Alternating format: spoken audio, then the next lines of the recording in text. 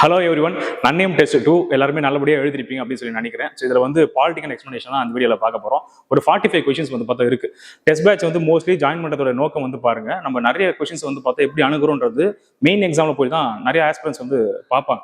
So அதுக்கு முன்னாடியே என்ன மாதிரி டைப் ஆஃப் கொஸ்டின்ஸ்லாம் மிஸ்டேக் பண்ணுறோம் அப்படின்றத முன்னாடி தெரிஞ்சு அதுக்கேற்ற ப்ராக்டிஸை உங்களோட ப்ரிப்பரேஷன் நீங்கள் வந்து கொண்டு போனீங்க அப்படின்னா கண்டிப்பாக ரியலிஸ்டிக்காக எழுதக்கூடிய அந்த டிஎன்பிசி எக்ஸாம் வந்து பார்த்தா ஈஸியாக கிராக் பண்ணலாம், நல்ல ஸ்கோர் வந்து பார்த்தா எடுக்கலாம். ஸோ அதனுடைய ஒரு முக்கியமான நோக்கம் தான் வந்து பார்த்தா அந்த டெஸ்ட் பேட்ச் அப்படின்றது. அடிஷனலி இன்னொரு பாயிண்ட் நீங்கள் தெரிஞ்சுக்கணும் என்னன்னா, இது நீங்கள் ஜாயின் பண்ணுறது பெரிய விஷயமே கிடையாது. கடைசி டெஸ்ட் வரைக்கும் கன்சிஸ்டன்சியாக வந்து எழுதணும், அவ்வளோதான். ஜாயின் பண்ணிட்டு ஒரு 10 டெஸ்ட் வந்து எழுதிட்டு அப்படியே போக போக போக அப்படியே நீங்கள் விட்டுட்டு போகிறது வந்து ஒரு டெஸ்ட் பேட்ச் உடைய சக்ஸஸ் ரேட் வராது. ஸோ இனிஷியலி நீங்கள் ஸ்டார்ட் பண்ணுற டே 1ல ஃபர்ஸ்ட் டெஸ்ட் எப்படி எழுதுறீங்களோ அதே மாதிரி இந்த பேட்சோடைய நன்னேம் டெஸ்ட்டோடைய லாஸ்ட் டெஸ்ட் வரைக்கும் நீங்கள் ஃபோக்கஸ் பண்ணணும். ஒரு 3 மணி நேரத்தையும் வந்து பார்த்தா ரியல் எக்ஸாம் எழுதுற மாதிரி ஃபீல் பண்ணி எழுதுங்க. ஸோ ஓகே இங்கே தான் எழுதுறோம் அந்த மாதிரிலாம் வந்து ஒரு மைண்ட் தாட்லாம் வேண்டாம். 3 ஹவர்ஸ் வந்து எப்படி ஃபோக்கஸ்டாக நீங்கள் ரியல் எக்ஸாமுக்கு உங்கள் மைண்ட் செட் எப்படி நீங்கள் வந்து வச்சிருப்பீங்களோ அதே மாதிரி நீங்கள் வச்சு ப்ராக்டிஸ் பண்ணால் மட்டும்தான் அங்கே வரும்போது எங்கெங்கெல்லாம் மிஸ்டேக்ஸ் இருக்குது அப்படின்றத நம்ம ரெக்டிஃபை பண்ணுறதுக்கு யூஸ்ஃபுல்லாக இருக்கும். சரியா? ஸோ இப்போ இன்னைக்கு கொடுக்குற டாபிக் பாருங்க, சிம்பிளான டாபிக் தான். இனிஷியலி வந்து ஃபர்ஸ்ட் டெஸ்ட்ல நம்ம பார்ட்டியில் இருக்கக்கூடிய அதே டாபிக் தான். இந்த constitution of India, making of constitution வந்து எந்த டாபிக் வரைக்கும் இருக்குன்னா பகுதி 4 வரைக்கும் இருக்கு, டிபிஎஸ் வரைக்கும் வந்து பார்த்தா இருக்கு. ஸோ இனிஷியலி இந்த டாபிக்ஸ் வந்து பார்த்தா அந்த பேஸ்மெண்ட்னு சொல்லலாம்ல. ஸோ அந்த பேஸ்மெண்ட்ல இருக்கக்கூடிய ஒரு கொஸ்டின்ஸ் தான். இதுல ஒரு 45 கொஸ்டின்ஸ் இருக்கு. ஒரு கொஸ்டினுக்கானமே ஒரு கிறிஸ்பான எக்ஸ்பிளனேஷன் இந்த வீடியோ வந்து பார்த்து முடிச்சிடலாம் பாருங்க. சரி, ஃபர்ஸ்ட் கொஸ்டினே வந்து பாருங்க. ஃபர்ஸ்ட் கொஸ்டினே வந்து நிறைய பேருக்கு என்ன யோசிச்சிருப்பாங்கன்னா, இந்த ஏரியாஸ் வந்து பெருசா யாரும் ஃபோக்கஸே பண்ண மாட்டாங்க. என்னன்னா அந்த ஹிஸ்டாரிக்கல் பேக்ரவுண்ட் ஒரு ஏரியா இருக்கு. சரிங்களா? இப்போ கான்ஸ்டிடியூஷன் உருவாக்குறதுக்கு முன்னாடி அதுக்கு நடந்திருக்கக்கூடிய ஒரு சில சட்டங்கள் இருக்கு. அந்த சட்டங்கள் தொடர்பாக நிறைய கொஸ்டின்ஸ்லாம் நம்ம வாழ்க்கையில வந்து பார்த்தாங்க வச்சுக்கோங்க, அவ்வளவுதான். எடுத்த உடனே இந்த டாபிக் படிச்சோன்னா போங்கடா நீங்களும் உங்க பாலிட்டி அப்படின்ற மாதிரி ஓடிடுவாங்க. அந்த மாதிரி ஒரு நிறைய ஆக்டர் இருக்கும். எடுத்த உடனே நிறைய ஆக்டர் பண்ணி அவ்வளவுதான். அப்படியே அந்த மண்டை குழம்பு மீம்ஸ்ல பார்ப்போம்ல, இந்த இடத்துல அப்படியே பறந்துனே கிடக்குமா நம்பர்ஸ்லாம், அந்த மாதிரி வந்துடும். இந்த டாபிக் மட்டும் சொல்றேன், ஃபர்ஸ்ட் படிக்கும்போது சொல்றேன். ஆனா மேக்கிங் ஆஃப் கான்ஸ்டிடியூஷன் படிச்சுட்டு ஒரு பாதி கணரெல்லாம் தாண்டிட்டு திருப்பி வந்து இந்த டாபிக் ஹிஸ்டாரிக்கல் பேக்ரவுண்ட் எடுத்து படிச்சு பார்த்தீங்கன்னா அப்போ உங்களுக்கு ஒழுங்கா புரியும். ஏன்னா இதுல கொடுத்துருக்கக்கூடிய கவர்னர்ன்றது தெரியாது, கவர்னர் தெரியாது. அது மாதிரி நிறைய விஷயங்கள் வந்து ஃபர்ஸ்ட் படிக்கிறவங்க சொல்றேன், ஃபர்ஸ்ட் படிக்கிறவங்க சொல்றேன். ஏற்கனவே வந்து பார்த்தா ஒரு சீனியர் ஆஸ்பிரன்ஸ்லாம் இருப்பீங்க அப்படின்னா உங்களுக்கு இந்த டாபிக் பெருசா கஷ்டமா இருக்காது. யாரு இந்த டாபிக் ஃபர்ஸ்ட் படிச்சா கொஞ்சம் கஷ்டமா தான் இருக்கும். சார் இந்த கொஸ்டின் பார்க்கலாம் பாருங்க. இதுல என்ன கேட்டிருக்காங்கன்னா, Indians given representation or power participate in the central or provincial legislature for the first time. சரிங்களா? இந்தியன்ஸ் வந்து பாருங்க, இல்ல எந்த சட்டத்துல பாருங்க, பின்னாடி வந்து பார்த்தா ஒரு 4 சட்டம் கொடுத்துருக்காங்களா, அதுல எந்த சட்டத்துக்கு இந்தியர்களுக்கு மத்திய மாகாண சட்டமன்றங்களை முதல் முறையாக பிரதிநிதித்துவம் அல்லது பங்கேற்கக்கூடிய அதிகாரம் வழங்கப்பட்டிருக்கு அப்படின்னு சொல்லி ஒரு கொஸ்டின் கேட்கப்பட்டிருக்கு. இதுல வந்து நிறைய ஆக்ட் இருக்கு. இதுல ஆக்சுவலி இந்த சட்டம் வந்து எதை சொல்லுது அப்படின்னு பாத்தீங்கன்னா, இந்திய கவுன்சில் சட்டம் 1861. சில நான் நிறைய விஷயம் சொல்றேன். ஸோ இந்த ஆக்ட் படி தான் வந்து பார்த்தா இந்தியன்ஸ் வந்து டேரக்டா வந்து பார்த்தா எங்க பார்ட்டிசிபேட் பண்ண முடிஞ்சிச்சு அப்படின்னா, இன்னைக்கு பார்லிமெண்ட் ஒரு அமைப்பு இருக்கு இல்லையா? ஸோ பார்லிமெண்ட் மாதிரி அன்னைக்கு என்ன இருந்துச்சு அப்படின்னு சொல்லி பாத்தீங்கன்னா பாருங்க, மத்தியில வந்து பார்த்தா ஒரு சட்டமன்றம் இருந்துச்சு. ஸோ அதுல இந்தியர்களோட பங்களிப்புன்றது இந்த சட்டத்தின் மூலியமா தான் வந்து பார்த்தா அறிமுகப்படுத்தப்பட்டுச்சு. முதல் பாயிண்டா. ரெண்டாவது மாகாணங்கள் இன்னைக்கு என்ன சொல்றோம், இன்னைக்கு நம்ம ஸ்டேட்னு சொல்றோம் இல்லையா? ஸோ அந்த மாதிரி அன்னைக்கு என்ன இருந்துச்சு, மாகாணம் இருந்துச்சு. அந்த மாகாண சட்டமன்றத்திலுமே இந்தியர்கள் வந்து பார்த்து பங்கு பெறுவதற்கான ஒரு அனுமதின்றது எந்த சட்டத்தின் மூலியமாக வழங்கப்பட்டுச்சு அப்படின்னு பாத்தீங்கன்னா 1861 ஆக்ட் தான். சரிங்களா? இது 1861 ஆக்ட்ல கொடுத்துருக்கூடிய ஒரு முக்கியமான பாயிண்ட். இது இல்லாம வேற என்ன இருந்துச்சு அப்படின்னு பாத்தீங்கன்னா, 3 இடத்துல ஹைகோர்ட் கிரியேட் பண்ணிருப்பாங்க. இதே சட்டத்துல 3 இடங்கள உச்சநீதிமன்றம், உயர்நீதிமன்றம், ஹைகோர்ட் வந்து பார்த்து கிரியேட் பண்ணிருப்பாங்க. ஒன்னு பாம்பே, இது நமக்கு தெரிஞ்சிருக்கும், பாம்பே. அதுக்கப்புறம் வந்து பார்த்தா மெட்ராஸ் அண்டு பெங்காலும் கொடுத்துருப்பாங்க, இல்லை கல்கத்தாவும் கொடுத்துருப்பாங்க. சரிங்களா? இந்த மாதிரி 3 இடத்துல கொடுத்துருப்பாங்க. ஸோ இந்த 3 இடம் தான் வந்து பார்த்தீங்கன்னா 1862ல ஹைகோர்ட்ஸாக வந்து பார்த்தா வந்திருக்கும். சரியா? ஸோ அதான் 1861 ஆக்ட் படி 1862ல இந்த மாதிரி வந்திருக்கும். ஸோ இது ஒரு முக்கியமான ஒரு பாயிண்டை பார்த்துக்கலாம். அடுத்தது இந்த மின்டோ மார்லி சீர்திருத்தம். இதுல முக்கியமாக என்ன தேவை அப்படின்னு பார்த்தா செப்பரேட் எலக்டோரேட். செப்பரேட் எலக்டோரேட் அப்படின்ற ஒரு கான்செப்ட் யாருக்கு மட்டும் கொடுத்துருப்பாங்க, அதாவது தனி தொகுதி அப்படின்னு ஒரு கான்செப்ட் இருக்குமா, அந்த தொகுதி வந்து பார்த்தா முஸ்லீம் மக்களுக்கு மட்டும் வழங்கப்பட்டிருக்கும், அவங்களுக்கு மட்டும் பிரதிநிதித்துவம் வழங்கப்பட்டிருக்கும். அன்னைக்கு இருக்கக்கூடிய 27 சீட்ல 8 சீட் வந்து பார்த்தா முஸ்லீம் மக்களுக்காக ஒதுக்கப்பட்டிருக்கும். ஸோ அதை வந்து பார்த்தீங்கன்னா மின்டோ மார்லி சீர்திருத்தத்தில் கொடுத்துருப்பாங்க. ஸோ அந்த ஆக்டுக்கு என்னென்ன பாயிண்ட் முக்கியத்துவம்ன்றதை மட்டும் நம்ம தெரிஞ்சுக்கலாம் பாருங்க. அடுத்தது வேற என்ன அப்படின்னு சொல்லி பார்த்தீங்கன்னா, இந்த சட்டம் பாருங்க, இந்திய கவுன்சில் சட்டம் 1892. ஐஎன்சியோடைய நிறைய விஷயங்கள் வந்து பார்த்தீங்கன்னா கோரிக்கைகளா எடுத்துக்கிட்டு அதன் மூலியமாக உருவாக்கப்பட்ட ஒரு விஷயம் தான். அதாவது மாடரேட்ஸ்னு சொல்லி சொல்லுவோமா, மிதவாதிகளை வந்து பார்த்தா சாட்டிஸ்ஃபை பண்றதுக்காக பிரிட்டிஷ் கொண்டு வரப்பட்ட ஒரு சட்டம் தான் 1892ல. இதுல முக்கியமா எந்த பாயிண்ட் பார்த்துக்கணும் அப்படின்னா, பட்ஜெட் இருக்கு இல்லையா? பட்ஜெட்டை வந்து பார்த்தா விவாதம் செய்யறதுக்கு வந்து பார்த்தீங்கன்னா அங்கே வந்து அனுமதின்றது வழங்கப்பட்டிருக்கும். அதுக்கு முன்னாடி பட்ஜெட் அவங்க என்ன போடுறாங்களோ அது அவ்வளவுதான். சரிங்களா? ஆனா இந்த சட்டத்தின்படி தான் பட்ஜெட்ன்றது தாக்கல் செய்வாங்க. அதுல வந்து பார்த்தீங்கன்னா விவாதம் செய்யறதுக்கு வந்து பார்த்தா அனுமதின்றது வழங்கப்பட்டிருக்கும். ஸோ முக்கியமான இந்த பட்ஜெட் அப்படின்னு கான்செப்ட் எடுத்துக்கலாம். ஸோ இது பாருங்க 1858 முக்கியமான ஒரு ஆக்ட். இந்த ஈஸ்ட் இந்தியா கம்பெனி அப்படின்ற ஒரு கம்பெனி ஒழிச்சு கட்டிட்டு பிரிட்டிஷ் வந்து ஒட்டுமொத்தம் பிரிட்டிஷ் பாராளுமன்றம் இல்ல பிரிட்டிஷ் அரசு சொல்லலாம், பிரிட்டிஷ் அரசாங்கம் இந்தியா வந்து பார்த்தா டேக் ஓவர் பண்ணது எந்த சட்டத்தின் மூலியமா அப்படின்னு பார்த்தீங்கன்னா 1858 ஆக்ட் மூலியமா தான். இது என்னன்னு சொல்லுவாங்கன்னா ஆக்ட் ஆஃப் குட் கவர்மெண்ட் அப்படின்னு சொல்லுவாங்க. ஆக்ட் ஆஃப் குட் கவர்மெண்ட் அப்படின்னு ஒரு வார்த்தை வந்து பார்த்தா இருக்கும். சரி, ஓகே. இந்த ஒரு பாயிண்ட் வந்து பார்த்தா முக்கியமாக தெரிஞ்சுக்கணும். இது இல்லாமல் இன்னொரு விஷயம் என்ன சொல்லியிருப்பாங்கன்னா, இதில் நிறைய விஷயங்கள் நீங்க தெரிஞ்சிருக்கலாம். கவர்னர் ஜெனரல் ஆஃப் இந்தியா அப்படின்ற ஒரு வார்த்தைக்கு பதிலாக வைஸ்ராய் ஆஃப் இந்தியா அப்படின்ற மாதிரி வந்து பார்த்தீங்கன்னா அதை சேஞ்ச் பண்ணியிருப்பாங்க இந்த சட்டத்தில் போய். முக்கியமாக இன்னொரு பாயிண்ட் என்ன அப்படின்னு சொல்லி பார்த்தீங்கன்னா, இதுக்கப்புறம் எந்த ஒரு பகுதியுமே பிரிட்டிஷ் இந்தியாவோட பகுதியாக வந்து பார்த்தா இதுக்கப்புறம் நாங்கள் கைப்பற்ற மாட்டோம் அப்படின்ற மாதிரி சொல்லியிருந்திருப்பாங்க. அதே மாதிரி தான் 1858 அப்புறம் இண்டிபெண்டன்ஸ் வரைக்கும் வந்து பார்த்தீங்கன்னா எந்த பகுதியும் அவங்க அடிஷனலாக அவங்க கைப்பற்றவே இல்லை. அதனால தான் நீங்க படிச்சிருப்பீங்க, அந்த மன்னர் மாகாணங்கள் இருந்துச்சு இல்ல. இப்போ கிழக்கிந்திய கம்பெனி இருந்துச்சா, கிழக்கிந்திய கம்பெனி பல்வேறு இடங்கள் வந்து பார்த்தா தங்களோட கட்டுப்பாடுல கொண்டு வந்திருப்பாங்கல்ல. இந்த சட்டத்துக்கு அப்புறமா எந்த மாகாணத்தையும் வந்து பார்த்தா எந்த மாகாணமோ எந்த மன்னர் கிட்ட இருக்கக்கூடிய பகுதிகளையோ இல்லை வந்து வேறு ஒரு அரசாங்கம் வந்து பார்த்தோன்னா ஆட்சி செய்யக்கூடிய பகுதியை பிரிட்டிஷோட கட்டுப்பாட்டில் அவங்க கொண்டு வரல. சரிங்களா, அது ஒரு முக்கியமான ஒரு பாயிண்ட் தான். அதனால தான் வந்து பார்த்தீங்கன்னா அது போர்ச்சுகீஸ் அவங்களுடைய பகுதிகள்லாம் கோவா இருந்துச்சுல, அது அப்படிதான் இருந்துச்சு. நான் உங்களுக்கு நல்லா பாருங்க, யோசிச்சு பாருங்க, அப்படிதான் இருக்கும். மன்னர் மாகாணம் சொல்லிட்டு ஒரு 565 இருந்திருக்கும், அதில் 552 வந்து இந்தியா கூட ஜாயின் பண்ணிருக்கு. அந்த மாதிரிலாம் படிச்சிங்கல்ல, அதெல்லாம் மன்னருடைய கட்டுப்பாட்டிலே தான் இருந்துச்சு. பிரிட்டிஷ் போயிட்டு அவங்களுடைய பகுதிகள் வந்து அதுக்கப்புறம் கைப்பற்றலாம் இல்லை. ஸோ அதெல்லாம் வந்து பார்த்தா முக்கியமாக அந்த 1858 ஆக்டில் நீங்கள் பார்க்கணும். இது இல்லாமல் இன்னும் ஒரு சில விஷயங்கள் நீங்கள் புரிஞ்சுக்கலாம். இந்த ஹிஸ்டாரிக்கல் பேக்ரவுண்டை நீங்கள் அண்டர்ஸ்டாண்ட் பண்ணுறதுக்கு ரெண்டு இதுவும் எடுத்துக்கலாம். ஒன்று, பல்வேறு சட்டங்கள் வந்து பார்த்தா கிழக்கிந்திய கம்பெனி, ஈஸ்ட் இந்தியா கம்பெனி இருக்கு இல்லையா, ஈஸ்ட் இந்தியா கம்பெனி ஆட்சியில் இருக்கும்போது பல்வேறு சட்டங்கள் வந்துச்சு. அதுக்கப்புறம் பிரிட்டிஷ் அரசாங்கம், பிரிட்டிஷ் கவர்மெண்ட் அவங்க டேக் ஓவர் பண்ணதுக்கப்புறம் நிறைய சட்டங்கள் வந்து பார்த்தா வந்துச்சு. ஸோ இது மாதிரி ரெண்டாக பிரிச்சுட்டு நீங்கள் படிச்சுக்கலாம். ஓகேவா, உங்களுக்கே தெரிஞ்சிருக்கும். ஒழுங்குமுறை சட்டம் 1773 இதில் ஆரம்பிச்சிருக்கணும். ஒரு 20 வருஷத்துக்கும் வந்து பார்த்தீங்கன்னா அந்த கிழக்கிந்திய கம்பெனியோடைய அந்த மோனோபோலி, ட்ரேட் மோனோபோலின்னு சொல்லுவாங்க. சரிங்களா, அந்த ட்ரேட் மோனோபோலியை பிரிட்டிஷ் அரசாங்கம் என்ன பண்ணுச்சு, ஒரு 20 வருஷத்துக்கும் எக்ஸ்டெண்ட் பண்ணிட்டே வந்திருப்பாங்க. அதனால தான் ஒரு 20 வருஷத்துக்கும் உங்களுக்கு வந்து ஆக்ட் வந்துட்டே இருந்திருக்கும். ஸோ 1793 ஒரு ஆக்ட் வந்திருக்குமா, அதுக்கப்புறம் வந்து பாருங்க 1813, அப்புறம் 1833, அப்புறம் 1853. இதுக்கப்புறம் தான் என்ன நடந்துரும்னா, நடுவில் சட்டங்கள்லாம் வரும். 1784 இருக்குல்ல, கிட்ஸ் இந்தியா ஆக்ட், அப்புறம் 96 அதோடைய அமெண்ட்மெண்ட் ஆக்ட், இந்த மாதிரி நிறைய ஆக்ட்லாம் வரும். இன்கேஸ் ஆனால் ஒரிஜினலாக வந்து பார்த்தா இத்தனை ஆக்ட் வந்து பார்த்தா கிழக்கிந்திய கம்பெனிக்காக எக்ஸ்டென்ஷனில் ஒரு 20 இயர்ஸ்க்கு வந்து பார்த்தா போட்டுட்டே இருந்திருப்பான் இந்த ட்ரேட் மோனோபோலிக்காக. ஸோ இதெல்லாம் ஈஸ்ட் இந்தியா கம்பெனி அவங்களுடைய கட்டுப்பாட்டில் இருக்க வரைக்கும் போட்டது. பிரிட்டிஷ் வந்ததுக்கப்புறம் பாருங்க, எடுத்த உடனே நம்ம எதை பார்த்தோம், 1858, அப்புறம் 61 பார்த்துட்டோம், நெக்ஸ்ட் 92 பார்த்துட்டோம், அப்புறம் 1909 பார்த்தோம். இதை தொடர்ந்து 1919 இருக்கு, அதுக்கப்புறம் 1935 இருக்கு, அதுக்கப்புறம் இந்தியா இண்டிபெண்டன்ஸ் ஆக்ட் 1947. ஸோ இதெல்லாம் பிரிட்டிஷ் கவர்மெண்ட் அவங்க ரூல் பண்ணும்போது வந்திருக்கக்கூடிய சட்டங்கள். ஸோ இந்த மாதிரி நிறைய விஷயங்கள் உண்டு. ஒரு சட்டத்திலையும் வந்து பார்த்தா ஒரு தனித்துவமான பாயிண்ட்லாம் வந்து பார்த்தா இருக்கும். ஸோ இது வந்து நீங்க அதான் சொல்றேன், கொஞ்சம் இனிஷியலி படிக்கும்போது கொஞ்சம் மேபி டிஃபிகல்ட்டாக தெரியலாம், ஆனால் போக போக வந்து பார்த்தா அது பழகிடும் அப்படின்னு சொல்லலாம். ஓகே, பழகிடும் சொல்றதை விட அதுக்கப்புறம் புரிய வரும். சரியா, அப்படி இருக்கும். ஸோ ஃபர்ஸ்ட் கொஸ்டினுக்கு ஆப்ஷன் வந்து பார்த்துட்டோம், பின்றது பார்த்துட்டோம். ஸோ நெக்ஸ்ட் கொஸ்டின் போலாமா? அடுத்த கொஸ்டின் பாருங்க, இது வந்து கமிட்டி சம்பந்தப்பட்டு கேள்வி கேட்கப்பட்டிருக்கு. மேஜரா வந்து பார்த்தா ஒரு 8 கமிட்டி இருக்கு. பெரிய குழுக்கள் வந்து பார்த்தா 8 குழுக்கள் அப்படின்னு சொல்லி பார்க்கலாம். அந்த 8 குழுக்கள்ல இங்க என்ன கொஸ்டின் கேட்டிருக்காங்கன்னா, எத்தனை எது வந்து பார்த்தா சரியா மேட்ச் ஆயிருக்குன்னு கேட்டிருக்காங்க. எது சரியா வந்து மேட்ச் ஆயிருக்கு, சரியானது எது அப்படின்னு கேட்கப்பட்டிருக்கு. குழு சம்பந்தப்பட்டிருக்கூடிய ஒரு தலைவரை பத்தி கொஸ்டின் கேட்கப்பட்டிருக்கு. ஓகே, சர்தார் வல்லபாய் பட்டேல் வந்து பாத்தீங்க அப்படின்னு பார்த்தீங்கன்னா மாகாண அரசமைப்பு குழு, அதோடைய தலைவராக தான் வந்து பார்த்தா இருந்திருப்பாரு பட்டேல். இந்த மாகாணத்துக்கு தான் அரசமைப்பு குழுக்கு இருந்திருப்பாரு. அப்ப அடுத்த ஒரு பாயிண்ட் பார்த்தீங்கன்னா, அதே வந்து பார்த்தா ஒன்றிய அரசமைப்பு குழு இருக்கு, union constitutional committee. Okay, union constitutional கமிட்டின்னு சொல்லுவாங்க. ஸோ அதுக்கு யார் இருந்திருப்பா அப்படின்னு சொல்லி பார்த்தா ஜவஹர்லால் நேரு இருந்திருப்பாரு. அதே மாதிரி வந்து ஒன்றிய அதிகாரங்கள் குழு, இதுக்கு வந்து யாருன்னு பார்த்தீங்கன்னா ஜவஹர்லால் நேரு தான். பாருங்க, ஒன்றிய அதிகாரங்கள் குழு இதுக்கு வந்து பார்த்தா ஜவஹர்லால் நேரு. அதே மாதிரி வந்து பார்த்தீங்கன்னா ஒன்றிய அரசமைப்பு குழு அதுக்கு வந்து பார்த்தா ஜவஹர்லால் நேரு தான். மாநில குழு ஸ்டேட்ஸ் கமிட்டி அதுக்கும் ஜவஹர்லால் நேரு தான். சரிங்களா, மாநில குழு இப்போ 3 குழுக்கு வந்து பார்த்தா ஜவஹர்லால் நேரு இருப்பாரு. ஃபர்ஸ்ட் பாயிண்ட் ஏதாவது தப்பு தான். சரிங்களா, ஸோ அடுத்து வந்து பாருங்க ராஜேந்திர பிரசாத் பொறுத்த வரைக்கும் நடைமுறை விதிகள் குழு இதுக்கு இருந்திருப்பார். சரியா, இதுக்கு இருந்திருப்பாரு. இது இல்லாம ஸ்டியரிங் கமிட்டி அதுக்கும் இருந்திருப்பாரு. ஸ்டியரிங் கமிட்டி எப்படி இருந்திருப்பாங்க. சரிங்களா, அப்ப இந்த பாயிண்ட் வந்து பார்த்தா தப்பா இருக்கு.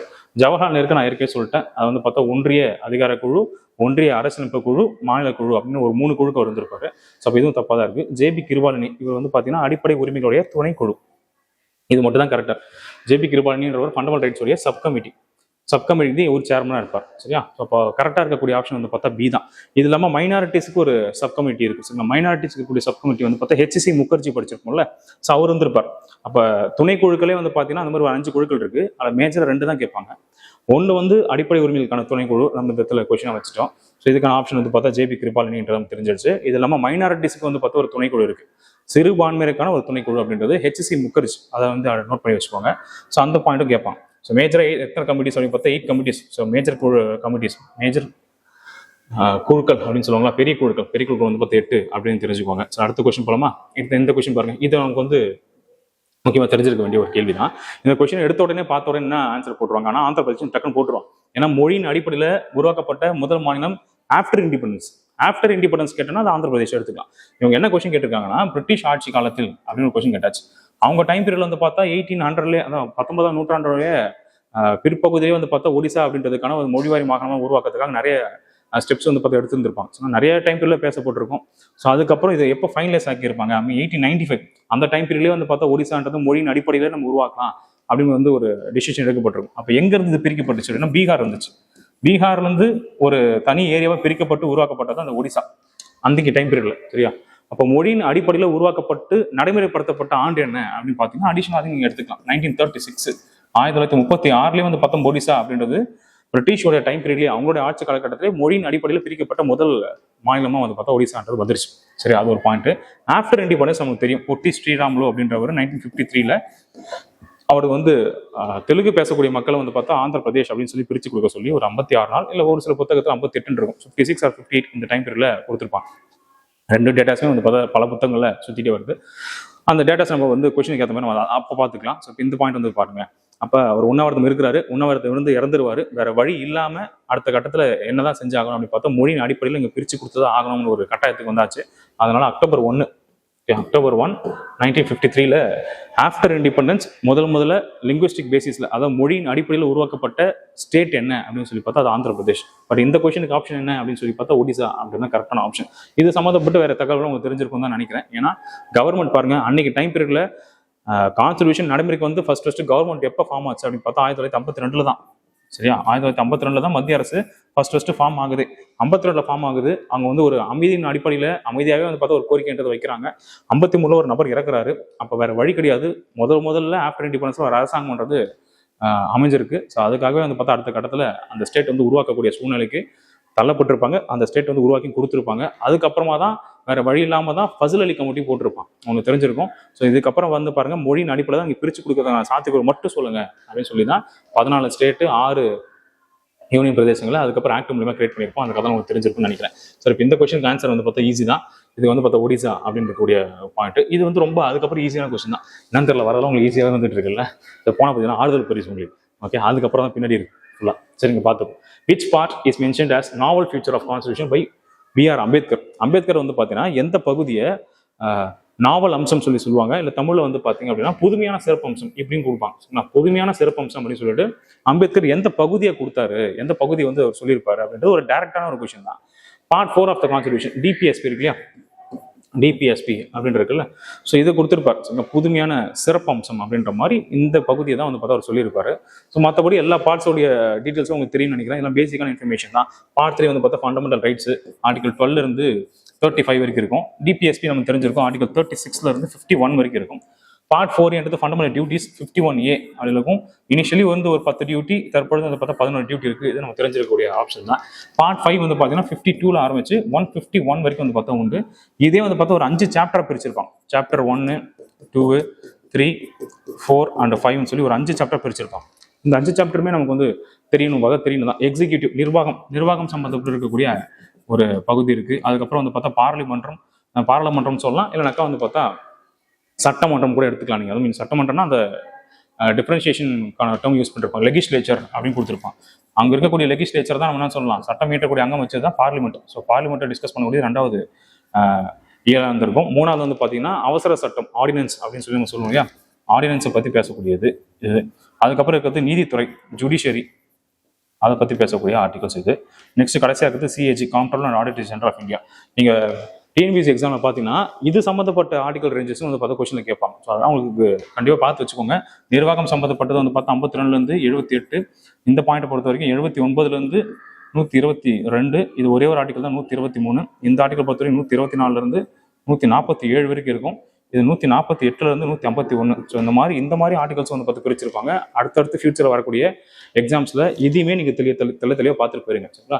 இந்த மாதிரி பாருங்க, பகுதி 5ல் 5 இயல் இருக்கு அப்படின்னு தெரிஞ்சுக்கோங்க. அதே மாதிரி பகுதி 6ல் உங்களுக்கு ஒரு டார்கெட் வைக்கிறேன் பாருங்க. பகுதி 6 இருக்கா, பகுதி 6ல் இங்கே என்ன இருக்குன்னா பகுதி 6ல் 6 இயல் இருக்கு. ஸோ 6 சாப்டர்ஸ் இருக்கு. அந்த 6 சாப்டர்ஸ் என்னன்னு சொல்லுங்க, அதோடைய ஆர்டிகல் ரேஞ்சஸ் வந்து பார்த்தா கமெண்ட் பண்ணி வைங்க. வீடியோ பார்க்கக்கூடிய எல்லாருமே இது கமெண்ட் பண்ணி வைங்க. வாங்க நடுவு ஒரு ஒர்க் கொடுத்துனே இருக்கு, வாங்க அப்படியே கொடுக்கல. ஓகே சரி, இந்த பாயிண்ட் பொறுத்த வரைக்கும் பாயிண்ட் பியா சரிங்களா, ஆப்ஷன் பி அப்படின்னு எடுத்துக்கலாம். அடுத்து வந்து 5th கொஸ்டின் போலாமா? 5th கொஸ்டின் பாருங்க, டிபிஎஸ்பி சம்மந்தப்பட்டு இருக்கக்கூடிய ஒரு point. So it's objective is to establish social and economic democracy. இது கரெக்ட் தான் பாருங்க. இதனுடைய நோக்கம் என்ன? சமூக மற்றும் பொருளாதார மக்களாட்சி நிறுவுதல் அப்படின்றது. சரி, ஃபர்ஸ்ட் பாயிண்ட் கரெக்டானு பார்த்தா ஃபர்ஸ்ட் பாயிண்ட் கரெக்ட் தான். சரி, 3 விதமான மக்களாட்சி பத்தி நம்ம பேசுவோம். ஒன்று வந்து பாருங்க சமூக பொருளாதாரம் இருக்கு, இன்னொன்று அரசியல் மக்களாட்சின்னு இருக்கு. அந்த அரசியல் மக்களாட்சி கான்செப்டை உறுதிப்படுத்துறது பகுதி 3. ஃபண்டமெண்டல் ரைட்ஸ் பொறுத்த வரைக்கும் என்ன சொல்லியிருக்கோம்? Political democracy. பொலிட்டிக்கல் டெமோக்ரஸியை மக்களுக்கு வழங்குறது தான் பகுதி 3. ஓகேவா?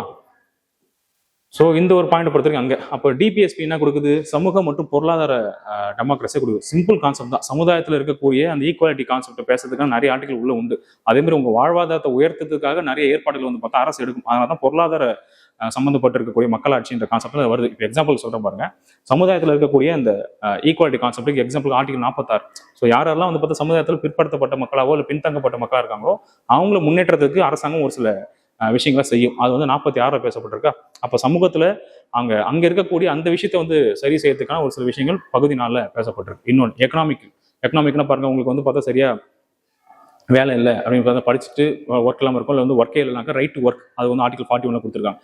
இல்லை வேலை செய்யறதுக்கே வந்து பார்த்தா வேலை வாய்ப்பே கிடைக்காம இருந்துச்சுன்னா அன்எம்ப்ளாய்மெண்ட்டுக்கு வந்து பார்த்தா ஸ்டைஃபண்ட் கொடுப்பாங்க. அது ஒன்று இருக்கு. ஓல்டேஜ் பென்ஷன் ஸ்கீம்லாம் இருக்கு. அந்த மாதிரி விஷயங்கள்லாம் உண்டு. ஸோ இந்த மாதிரி நிறைய எக்கனாமிக்கலி உங்களை அடுத்த கட்டத்துக்கு கொண்டு வரதுக்கான எல்லா ஆர்டிகளும் வந்து பார்த்தா பகுதி 4 இருக்கு.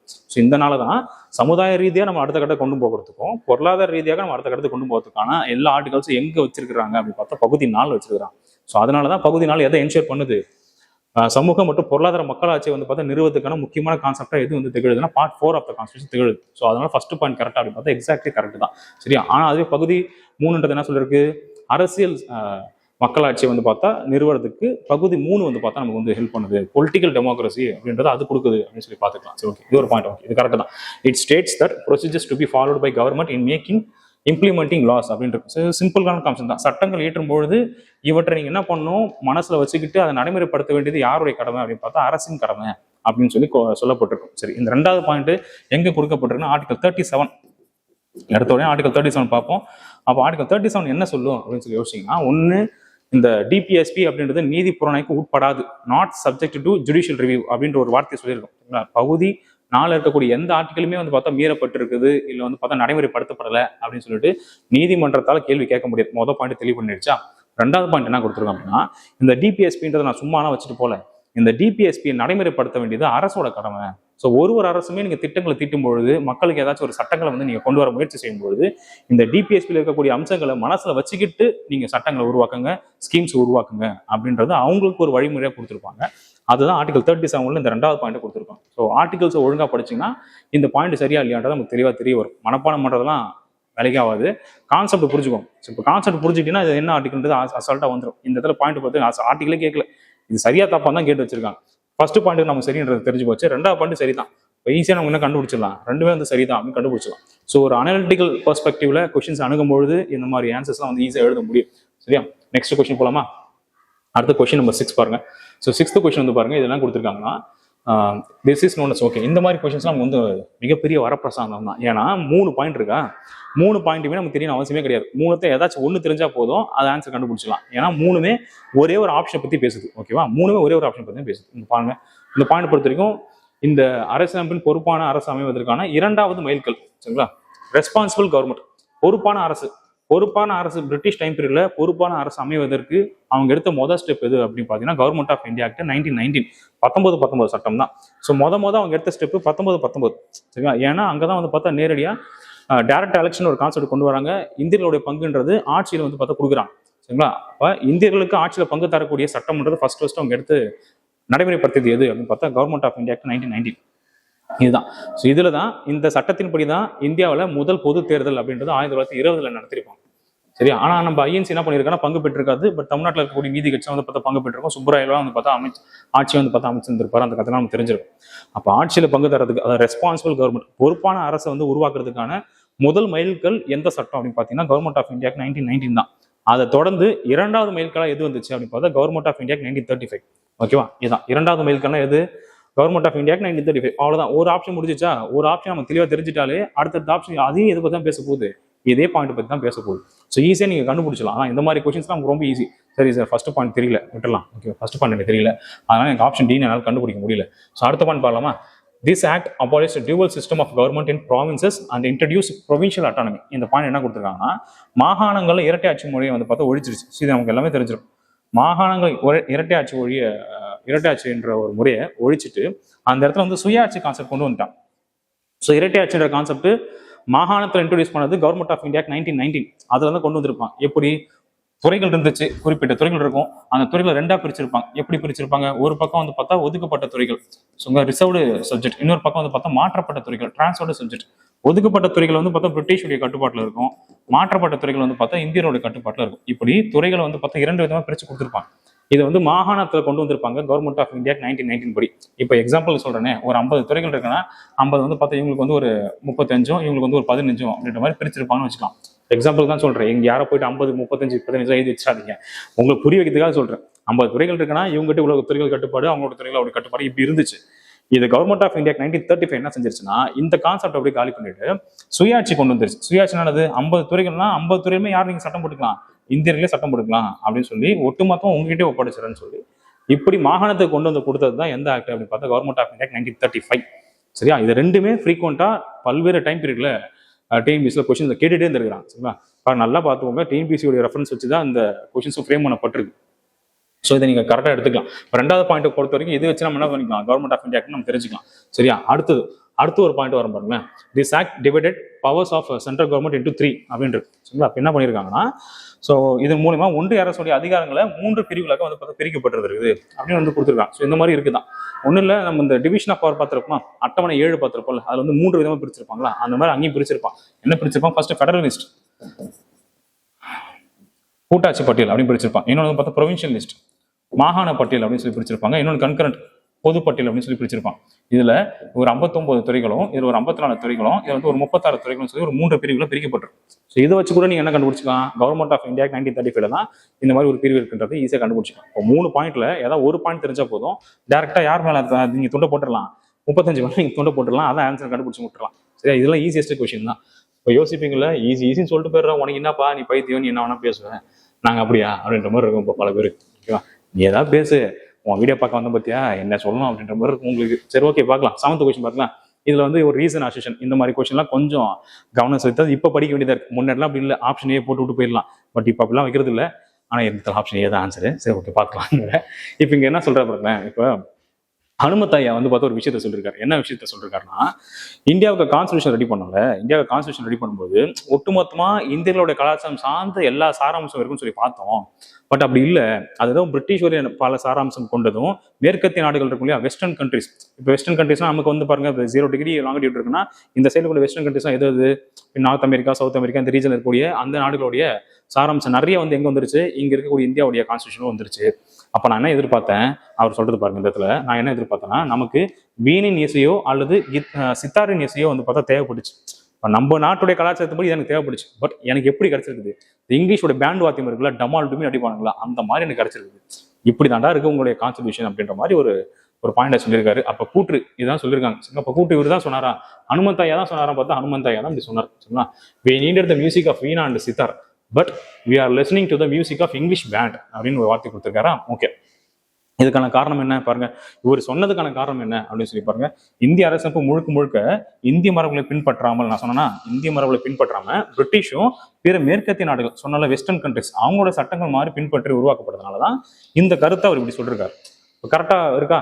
இந்த கருத்தை சொல்றதுக்கான காரணம் என்ன, இந்த காரணத்தினாலதான் அப்படி ஒரு கருத்தை சொன்னார். ஆமா தானே? அவ்வளவுதான். அப்ப பாருங்க, கரெக்டா இதனாலதான் இது வந்திருக்கான்னு பார்த்தா இதனாலதான் அது வந்திருக்கு. அப்ப கூற்று காரணம் ரெண்டுமே சரிதான், மேலும் கூற்றுக்கான சரியான விளக்கமும் ஆகும் அப்படின்தான். கரெக்ட் எக்ஸ்பிளனேஷன் ஆஃப் அசோசியேஷன் அப்படின்னு எடுத்துக்கும். ஸோ ஆப்ஷன்றது ஏ தான். இது கொஞ்சம் ஈஸியான ஒரு கொஸ்டின் தான். சரிங்களா? கொஞ்சம் ஈஸியான கொஸ்டின், ரொம்பவே ஈஸியான கொஸ்டின் தான். ஸோ அடுத்து formation of new states. So இதை பற்றி நமக்கு நிறைய தகவல்கள்லாம் நமக்கு தெரிஞ்சிருக்கும். அந்த ஸ்டேட் ரீஆர்கனைசேஷன் ஆக்ட் அப்படின்ட்டு தான், மாநில மறுசீரமைப்பு சட்டம் அப்படின்றது எப்போ நடைமுறைப்படுத்தப்பட்டிருக்கும். ஃபர்ஸ்ட்லி அவர் வந்து ஒரு ரிப்போர்ட்டை கொடுத்திருப்பாரு. எப்போ கொடுத்திருப்பாரு? செப்டம்பர் 1955 ஒரு ரிப்போர்ட் கொடுத்திருப்பாரு. அதன்படி 16 ஸ்டேட்டு 3 யூனியன் பிரதேசத்தை உருவாக்க அவர் சொல்லியிருப்பார். பட் நம்ம என்ன பண்ணியிருப்போம், நவம்பர் 1 1956 நம்ம ஒரு சட்டத்தை போட்டு மாநில மறுசீரமைப்பு சட்டத்தை போட்டு 14 ஸ்டேட்டை உருவாக்கியிருக்கோம், 6 யூனியன் பிரதேசம் உருவாக்கியிருக்கோம். இதுதான் தற்பொழுது எப்படி இருக்கு, 28 ஸ்டேட்டாகவும் 8 யூனியன் பிரதேசமாகவும் இப்போ இருக்கு. சரியா? இந்த மாதிரி பல விஷயங்களுக்கு வந்து பார்த்தா சேஞ்ச் ஒரு ஆகிட்டு போயிருக்கும்.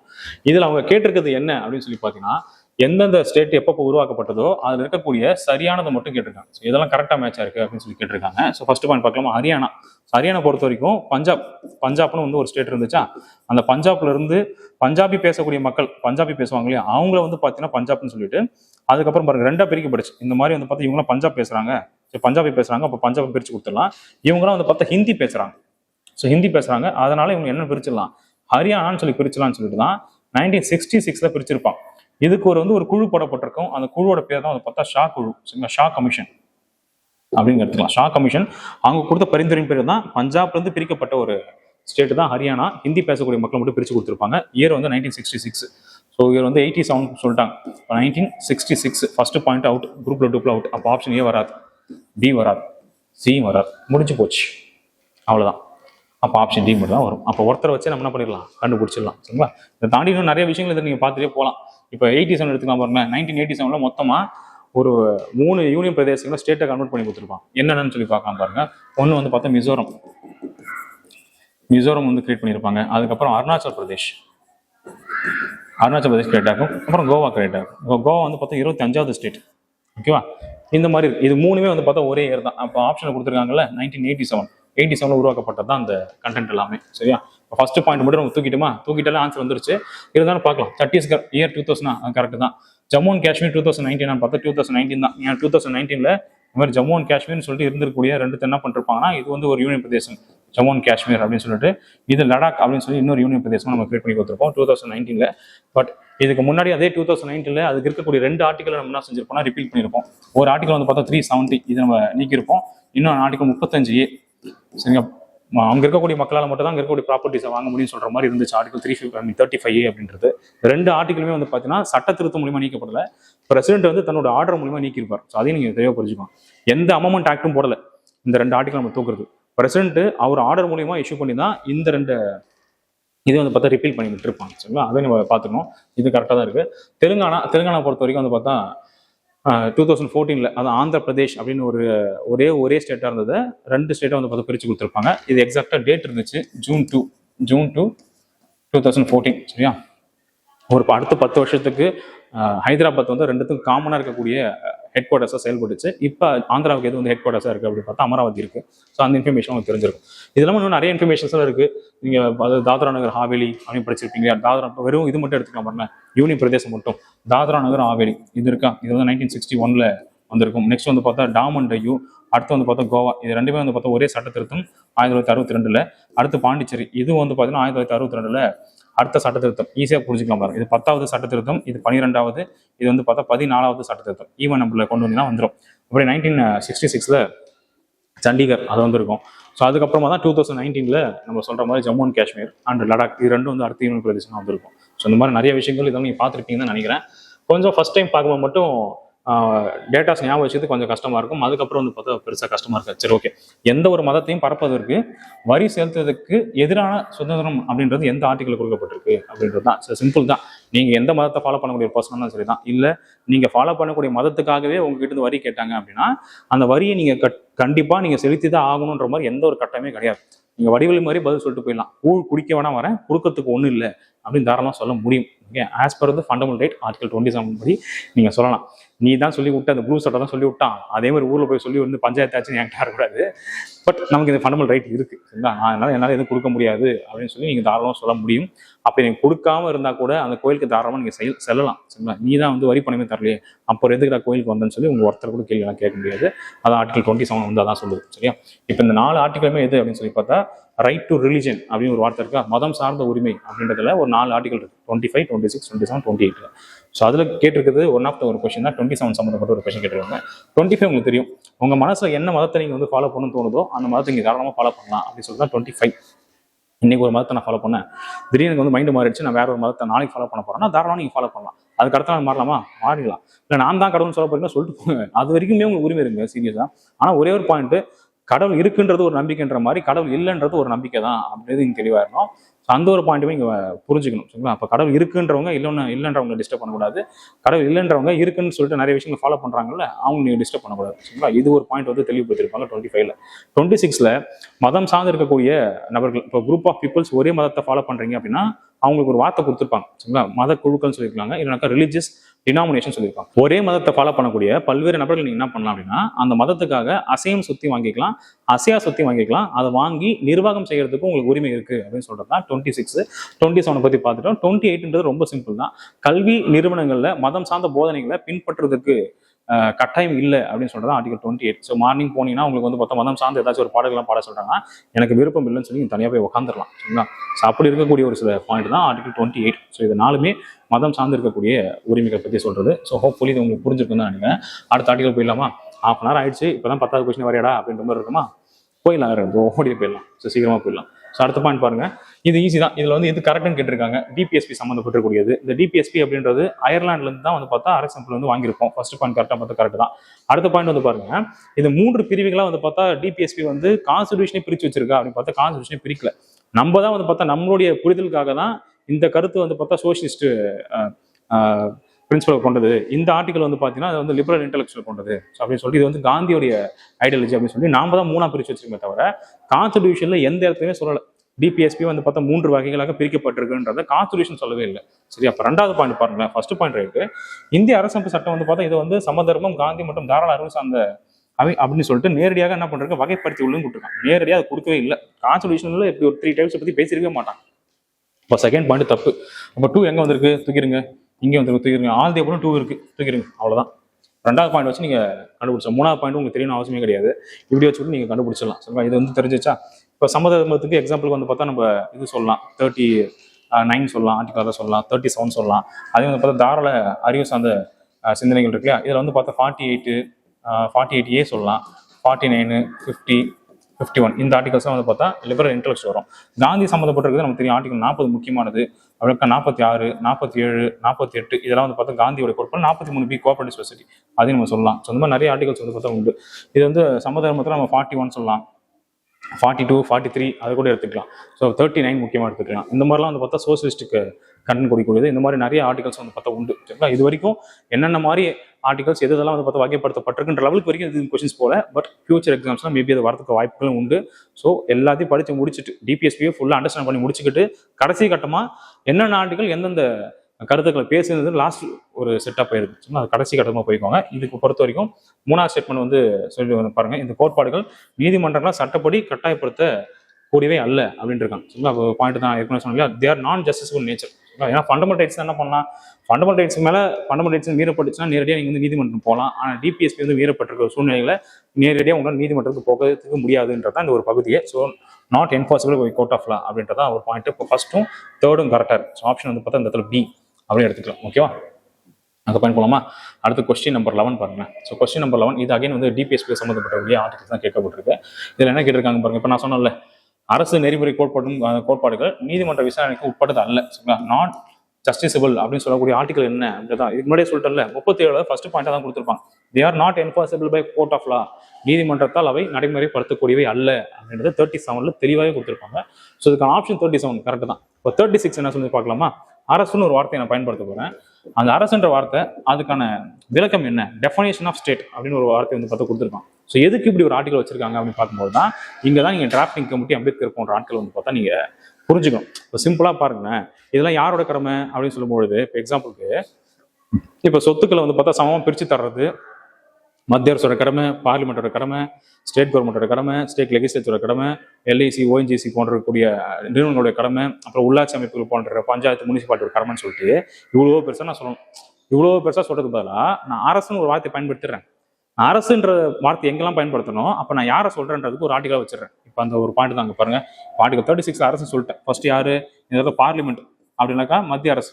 மத்திய அரசு இந்த 2 பேரையும் வந்து நான் முதல்ல நான் குறிப்பிடுறேன். 2வது ஸ்டேட் கவர்மெண்ட், அதே மாதிரி வந்து பார்த்தா மாநில சட்டமன்றம், இவங்களையும் நான் சொல்லிடுறேன். 3வது உள்ளாட்சி அமைப்புகள் இருக்காங்கல்ல, அவங்களையும் நான் குறிப்பிடுறேன். 4வது பாயிண்ட் என்ன அப்படின்னு பார்த்தா சட்டப்பூர்வமான அமைப்புகள் பாருங்க. எல்ஐசி, ஓஎன்ஜிசி இந்த மாதிரி ஆட்கள் இருப்பாங்க இவங்க. அப்ப நான் அரசுன்ற வார்த்தை அரசுடைய கடமைன்னு சொல்லிட்டேன்னா அது இவங்க எல்லாத்தோடைய கடமையும் அப்படின்னு நீங்க புரிஞ்சுக்கணும் அப்படின்னா அந்த பாயிண்ட். புரியுதா? அரசின் கடமைன்னு சொல்றேன், இவங்க எல்லாரோட கடமை தான் அது அப்படின்னு நீங்க அண்டர்ஸ்டாண்ட் பண்ணணும்ன்றதான் அந்த ஒரு பாயிண்டாவே கொடுத்துருக்காங்க. அப்ப இதன் மூலியமா பாருங்க, பெருசா நீங்க படிக்கிறத அழகா ஒரு வார்த்தை சொல்லிட்டே இருப்பாரு. எந்த அளவுக்கு அழகா அந்த அரசு டேர்ம் யூஸ் பண்ணிருக்காங்க, புரியுதா? இப்போ இந்த பாயிண்ட் தான் அது ஒரு சொல்றது. சரியா? ஸோ அடுத்து 38 பொறுத்த வரைக்கும் 2 பாயிண்ட் இருக்கும். அது முக்கியமாக நம்ம புரிஞ்சுக்க வேண்டிய பாயிண்ட் என்ன அப்படின்னா, மினிமைஸ் இன்இக்வாலிட்டிஸ் அப்படின்னு வார்த்தை. இன்இக்வாலிட்டிஸ் அப்படின்னு வார்த்தை, அதாவது சமுதாயத்தில் நிலவக்கூடிய ஏற்றத்தாழ்வுகளை என்ன பண்ணா குறைக்கணும். புரியுதா? சமுதாயத்தில் நிலவக்கூடிய ஏற்றத்தாழ்வுகள் எதுல வரும்? வருமானம் இருக்குல்ல. இப்போ வருமானம் வரணும் பாருங்க, ஒருத்தர் வந்து பார்த்தா 10,000 ரூபாய் சம்பளம் வாங்குறாருன்னா இன்னொருத்தர் வந்து பார்த்தா 1 லட்ச ரூபா வாங்குவார். இப்போ இவங்க 2 பேருக்கு நடுவில் வந்து பார்த்தா ஏற்றத்தாழ்வு நிறைய இருக்கு இல்லையா? இதை குறைக்கிறதுக்கான ஏற்றத்தாழ்வு குறைக்கிறதுனா அப்போ நீங்க என்ன பண்ணணும்? இவரோட சம்பளத்தை நீங்க இன்க்ரீஸ் பண்றதுக்கான வேலைகளை நீங்க செய்யணும். சரிங்களா? இப்போ சமுதாயத்தில் வருமான ரீதியாக இருக்கக்கூடிய ஏற்றத்தாழ்வு குறைக்கிறதுக்கான ஸ்டெப்ஸை யார் எடுக்கணும்? அரசு எடுக்கணும்னு சொல்றாங்க. அப்போ அரசுனா யாரு? அரசுனா யாருன்றதான் இந்த இடத்துல விளக்கம் இருக்கு. புரிஞ்சா? அரசு எடுக்கணும்னு சொல்லிட்டே இருப்பாங்க. அவன் அரசுனா யாருன்றதான் அங்கே முடிச்சாச்சு. புரிஞ்சுச்சா? அடுத்த பாயிண்ட் கொடுத்துருப்பாங்க, இந்த ஆப்பர்ச்சுனிட்டிஸ் இருக்குல்ல, வாய்ப்புகள் இருக்குல்ல, வாய்ப்புகளை கூட பாருங்க. இப்போ எக்ஸாம்பிளுக்கு நீங்க ஒரு கிராமத்தில் இருக்கீங்கன்னா உங்க ஊர்ல இருக்கக்கூடிய வாய்ப்புகளும் நம்ம சென்னை சிட்டியில் இருக்கக்கூடிய வாய்ப்புகளும் ஒன்றா. ஸோ அங்கே medical facilities, college facilities, schools, மற்ற ஆக்சஸ் பண்ணிட்டு எல்லாமே எவ்வளோ இருக்கு, வேலை வாய்ப்புகளும் எவ்வளோ இருக்கு. அப்போ அதையும் இதையும் நீங்க கம்பேர் பண்ணும்போது எவ்வளோ இன்இக்வாலிட்டி இருக்கு, எவ்வளோ வேறுபாடு இருக்கு. இந்த வேறுபாட்டையும் நீங்க குறைக்கணும் அப்படின்றது ஒரு அரசோட கடமைன்றதான் 38 தெள்ள தெளிவாக கொடுத்துருப்பாங்க. 39 பொறுத்த வரைக்கும் மொத்தம் 6 சப்கிளாஸ் இருக்கு. 39 small a, adequate means of livelihood, போதுமான வாழ்வாதாரத்தை உருவாக்கி தரணும். அதான் வந்து பார்த்தோம் பாயிண்ட் ஏ. பி, சில என்னன்னு சொல்லி பாருங்களேன், சொத்துக்களை வந்து பார்த்தீங்கன்னா வளங்கள் இருக்குல்ல, வளங்களை வந்து பார்த்தா சரிசமமா பிரித்து தரணுன்றது பி. சொத்துக்கள் ஃபுல்லாக ஒரே இடத்த குவியறதை தடுக்கணுன்றது சி. ரொம்ப முக்கியமாக இருக்கிறது வந்து பார்த்தா டி. ஆண் பெண் வந்து பார்த்தா சமமான வேலை செய்யும்போது சமமான ஊதியத்தை வழங்கிடும். Equal pay for equal work, இதான் வந்து பார்த்தா டி. ஈன்றது தொழிலாளர்களுடைய ஹெல்த்தை பற்றி சொல்றதும், எஃப்ன்றது வந்து பார்த்தீங்கன்னா சில்ட்ரன்ஸுடைய ஹெல்த் பற்றி சொல்றதும். சரிங்களா? இதை எடுத்துக்க வேண்டியதான். எஃப்ன்றது 39F. இந்த 39 சப்கிளாஸ் எஃப்ன்றது இது 42வது சட்ட திருத்தம் 1976 மூலமாக உள்ள சேர்க்கப்பட்டிருக்கும். ஸோ எவ்வளோ இன்ஃபர்மேஷன்ஸ்லாம் உண்டு. இன்னும் நீங்க இதெல்லாம் கொஞ்சம் டீப்பராக நீங்க போய் படிங்க. ஸோ இந்த மாதிரிலாம் நிறைய பாயிண்ட் வந்து பார்த்து கொடுத்துருப்பாங்க. இந்த கொஸ்டினுக்கான ஆப்ஷன் வந்து பார்த்தா பி அப்படின்னு எடுத்துக்கலாம். ஓகே, அடுத்த பாயிண்ட் வருமா? 12th கொஸ்டின் வரலாம் பாருங்க. 12th கொஸ்டின் ரொம்ப முக்கியமான ஒரு கொஸ்டின் தான். அந்த கேபினெட் மிஷன் வந்துருக்குமா, தமிழை பார்க்கலாமா? கேபினெட் தூதுக்குழு. கேபினெட் தூதுக்குழு யார் ஆரம்பிச்சுட்ருப்பா? 2ஆம் உலக போர்ன்றது 1945 முடிஞ்சிருக்கும்.